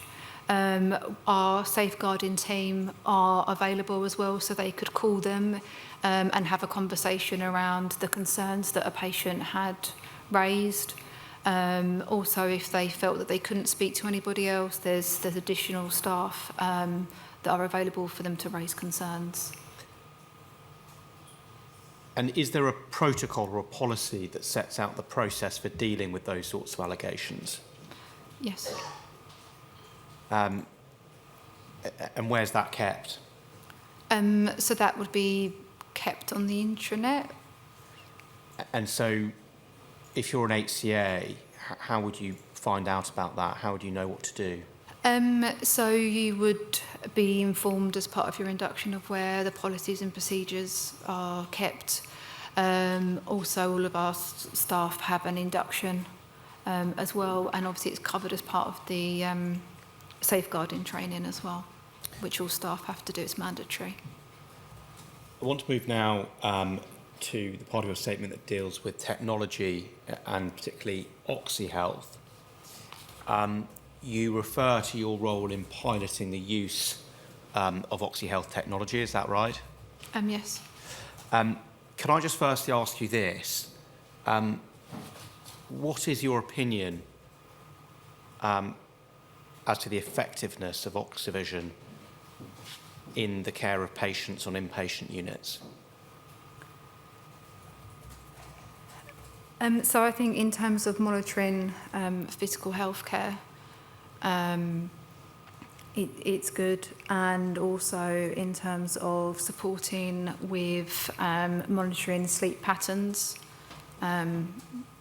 it is good. What about its limits? What would you say its limits are in your view? I think obviously the limits would be potentially when staff have misused OxyHealth. And when you say misuse, do you mean, for example, relying on OxyHealth, or I'll use the term Oxyvision, instead of carrying out their own observations? Yes. And would you accept that has been a problem? Yes. Because the reality is Oxyvision shouldn't be a replacement for observations. Yeah, it shouldn't be a replacement for the in-person checks. And in terms of the piloting of it, am I right that at the time of the pilot you were a service manager of the Hadley unit? Yes.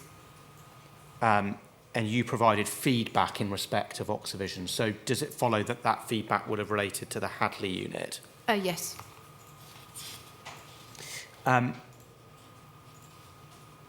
During the pilot, were clinical staff using it encouraged to identify problems or difficulties with the technology? Yes, so when the technology was rolled out on the ward, we had additional support from the Oxyvision company to be present, and any concerns to be raised and addressed with them as they arrived. Were there staff concerns? So there were staff concerns raised in terms of, obviously it's a new technology, how do we use it, what if it goes wrong? We had concerns raised in particularly on Hadley around the Wi-Fi issue, which is not an uncommon issue on the Basildon site, but there was concerns raised around that and how that would work. And just looking at your statement, you use the term piloting, just looking at your paragraph 148, and you also talk about in the same paragraph rollout. Might it be seen to be more of a phased implementation than a pilot? So when we were informed, that was the language that was used, that we were piloting on Hadley. So that's why I used that, and then we were informed it was then to be rolled out across the trust. But at the time, that was how it was explained to us. Um, you say that you were unable to recall if you did or didn't feed back any concerns during the pilot. I think, does that relate to your concerns? Yeah, so obviously during the pilot, we were obviously in the COVID pandemic, and I was pregnant at that time. So it was very difficult for me at times to be on Hadley unit, given the nature of the ward and also being pregnant. So all that I raised was what was escalated to me, which is what I had raised at the time, but I'm unable to recall if there was anything else. And what about from staff below you? Do you recall there being any actual concerns or issues, not at how to use it, but at the principle of using it as such? Not that I can recall. Unfortunately, at that time, my recollection is more around managing the COVID pandemic.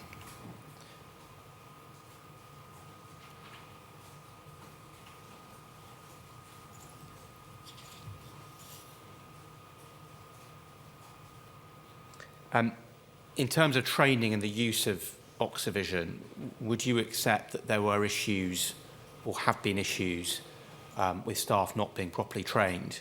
Yes. Moving on then to a different aspect in respect of Oxyvision, I want to ask you about the issue of consent, please. Yes. And you deal with this at paragraph 153. You say that I've experienced patients not wishing to consent to Oxyhealth and this being turned off. And you say when providing information to patients and their families, sometimes they've asked for it to be turned off. Would you agree that informed consent is a key consideration with Oxyhealth and Oxyvision? Yes. And would you agree that for consent to be informed, it requires information to be given to patients and their families? Yes.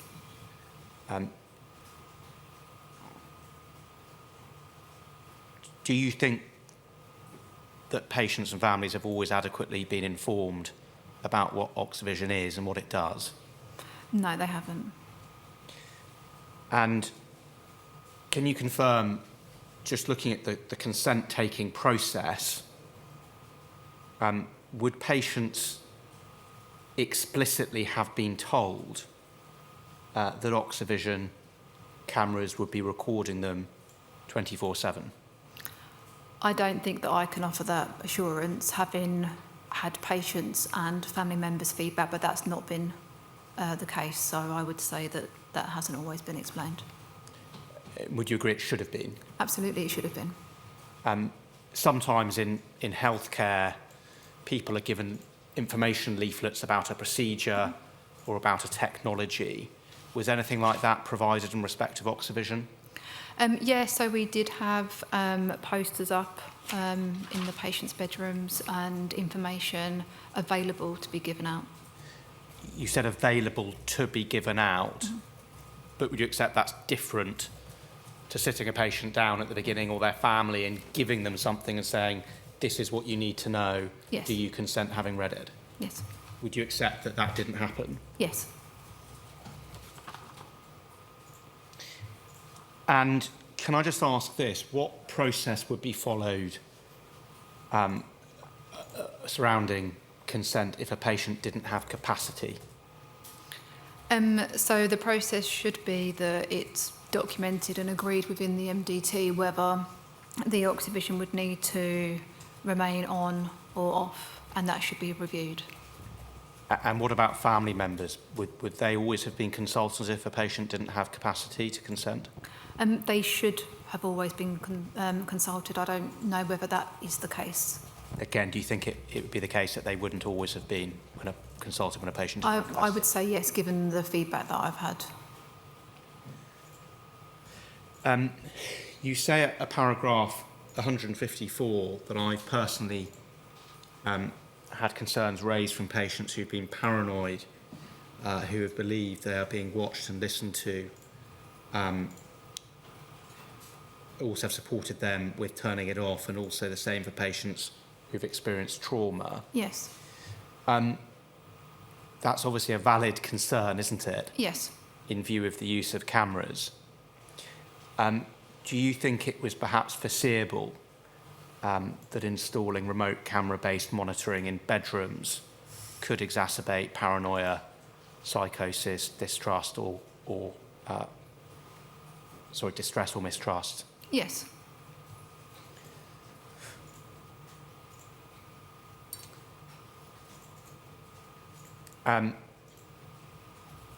Just before I move on to my final topic, paragraph 159, you deal with CCTV, and you say that patients have been told that CCTV doesn't record in their bedrooms. Would they have been told that Oxyvision would record in their bedrooms? They should have been. They should have been told that.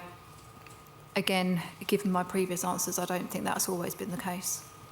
And given those answers, do you think it wouldn't have always been the case that staff would have been aware of the need to communicate that? Yes.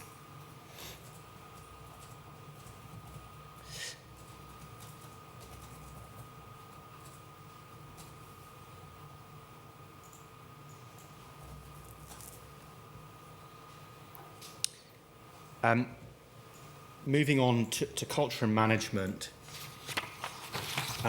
your paragraph 197, you say that in my experience, therapeutic nihilism has been a factor in the teams I've managed. This has been present within the inpatient, but I've also witnessed this within the community. Firstly, what do you mean by therapeutic nihilism? So the staff haven't seen any improvement with patients that may have been given medication and treatment on the ward. And what's the result of that? So they don't see an improvement, and what does that lead to? So I think when you work in mental health, one of the things that you really want to see is your patient come through and recover, and you want to see that journey of them being better, and support them along that journey. And sometimes there's patients that come in that may present the same from point of admission, and that could be the same presentation for months. And it's really difficult for the teams to see the hope of that person recovering and the impact that has when you're not able to offer hope. And do you think that perhaps disproportionately affected the care of patients who repeatedly, for example, self-harmed or absconded or tried to kill themselves? Yes. What would you do as a matron or a service manager to combat that? So one of the things that I do in my current practice is that I will engage with the team, especially if I feel that there is signs of compassion fatigue within that team. I will speak with the consultant, I'll speak with the leads, and I will go and look at what additional support mechanisms we can put in place. So whether that's additional reflective practice, additional support from psychology, think about meeting with the patient and trying to see what their goals are that they want to achieve, meeting with the family, and really trying to look at how we can instill that hope, and what we can do differently, and thinking about what is in the best interest of that patient to get them better. Would you agree there's still work to do to address that? Yes.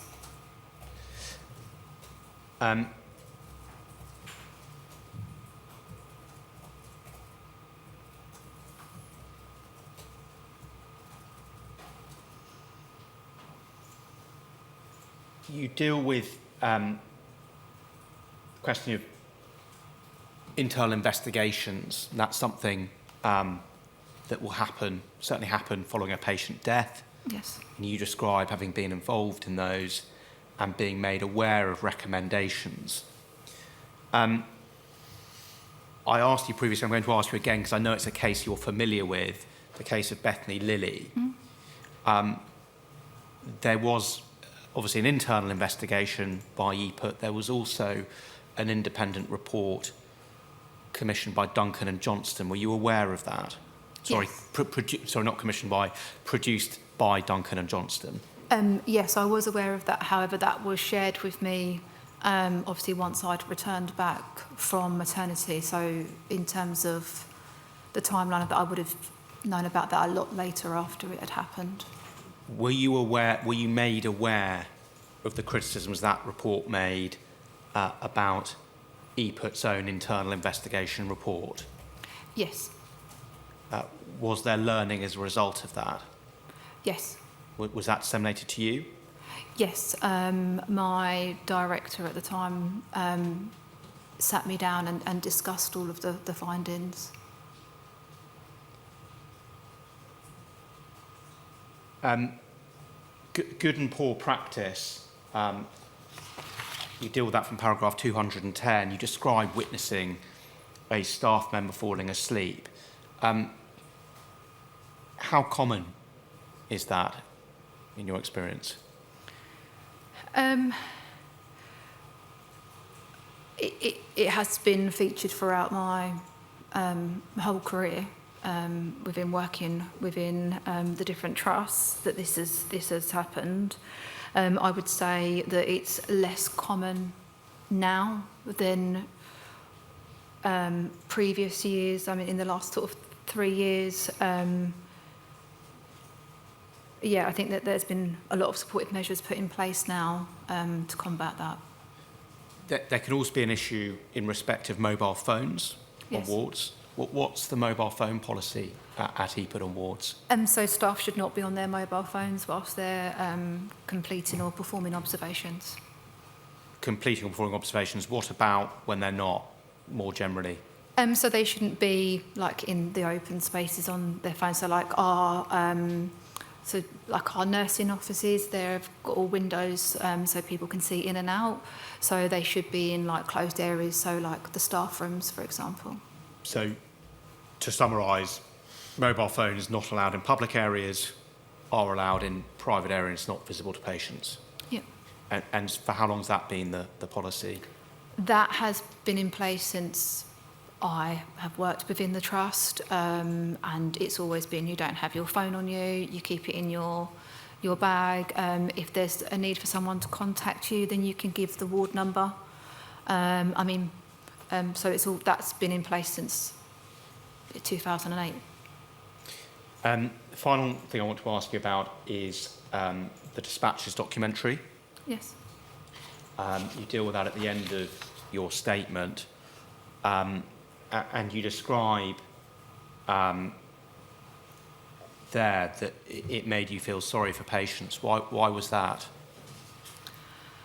I think it was really upsetting watching the dispatches programme, and it made me feel extremely sorry that patients had received such treatment within our service, and it just isn't something that I would have expected to have happened.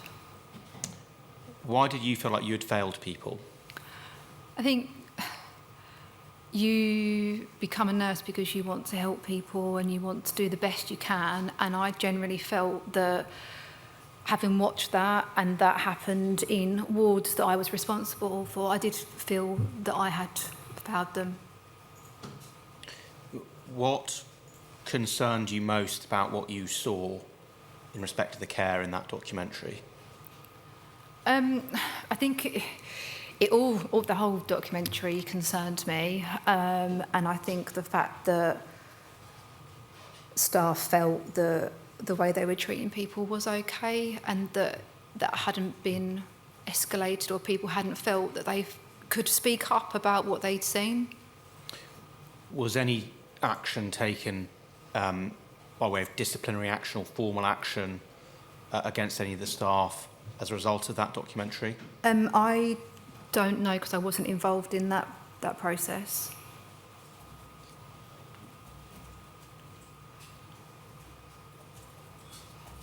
What did you take away? What lessons did you take away from the documentary?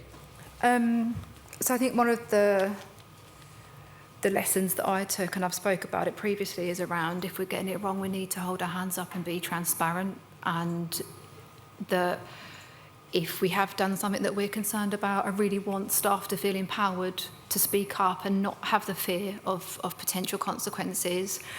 And I think it made me want to be present with a purpose on the wards and speak to patients about their experience and understand what it is we can do differently, and what we need to be better at. And I think it's okay to acknowledge that there's still areas for improvement, and that shouldn't be seen as that we're failing. It's just that we need to think differently about what we're doing. And I think it made me want to do more. One feature of the family evidence that the inquiry has heard is a number of families have described EPUT as being defensive, not being candid. How do you respond to that from a staff perspective? Can you offer any explanation for why that might be perceived that way? No, I mean, I would be extremely sorry that that was their experience, and that's not what I would expect from the trust or from the staff when we work in such a caring environment.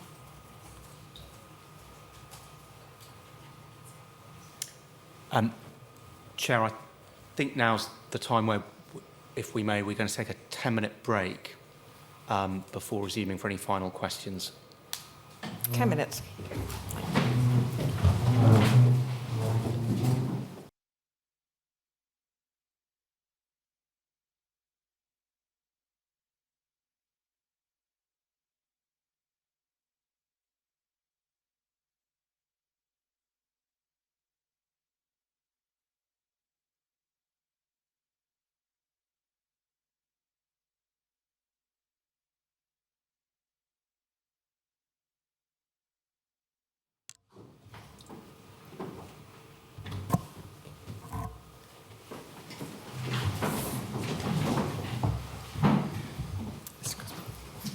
Thank you, Chair.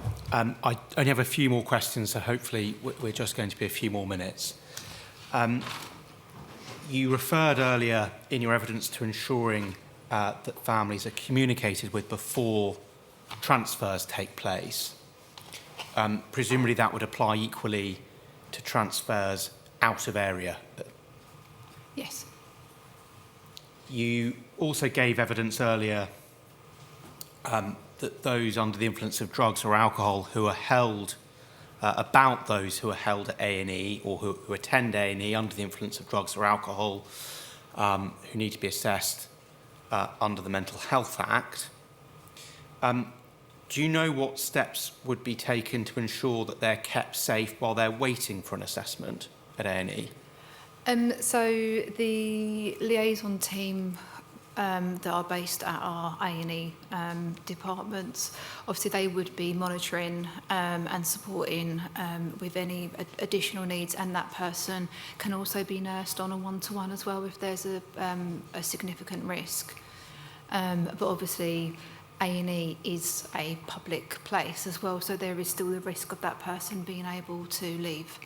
And say a person does leave, they haven't been assessed, would EPUT take any steps to try and follow up to assess that patient, to either contact them or... Yeah, and we would also contact the police to inform them that they've left the department without being seen, and the risks, especially as well if we've been referring for a Mental Health Act, the risk would be considered as higher. So we would do that, and also we would make contact or attempts to make contact with that person as well, and if appropriate, contact relevant loved ones to let them know that that person has left the department without being seen. You gave evidence earlier about the procedure for dealing with an allegation of a sexual assault. Are there policies that deal with patient-to-patient relationships on inpatient wards? Oh, yes. And how would you respond if you became aware of a relationship between patients on an inpatient ward? So obviously we would contact the safeguarding team If there was an incident, then that also would need to be data-ex. There would be a conversation with the MDT as well, which would include whether or not it would be appropriate for those patients to remain on the same ward. It could be that if there's a significant risk, that we may need to think about whether they remain on the ward, and if needed to, potentially one of those patients could be moved if the risk was deemed serious enough. But all of that would need to be documented. You gave evidence about staff falling asleep on occasion and described that as now being less common. What do you think the reason for that is? So I think in terms of the trust reviewing the observation and engagement policy, and now the number of the number of hours of observations that one individual can do is less. In my areas, I can give assurance that we do wellbeing checks for our staff that are on observation. So those staff that, so during the day, the ward managers will go around and just check that people, how they're feeling, if they're alert, do they need a break? Is it that we need to think about observations being potentially maybe half-hourly obs if they're intense? Also, we've got our clinical site managers that work out of hours. They work nights and weekends as well. They're band 7, and they also do the same checks as well. So I feel like there's a lot of support in place. We also do ask the question at handover if there's any concerns that staff do want to raise. So it could be that there's things that have happened outside of our control. Maybe they've not had adequate sleep. I don't know, maybe a child's been sick. There's things that we would need to know to support that person whilst they're at work. Thank you very much, Ms. Corson. Those are all the questions I have. Chair, do you have any questions? I've got no further questions. Thank you very much. Can I thank you very much indeed for coming to give evidence? Thank you. Very much appreciated. Thank you. Thank you. Thank you. And I believe, Chair, we're going to resume tomorrow at 10 a.m. 10 a.m. tomorrow.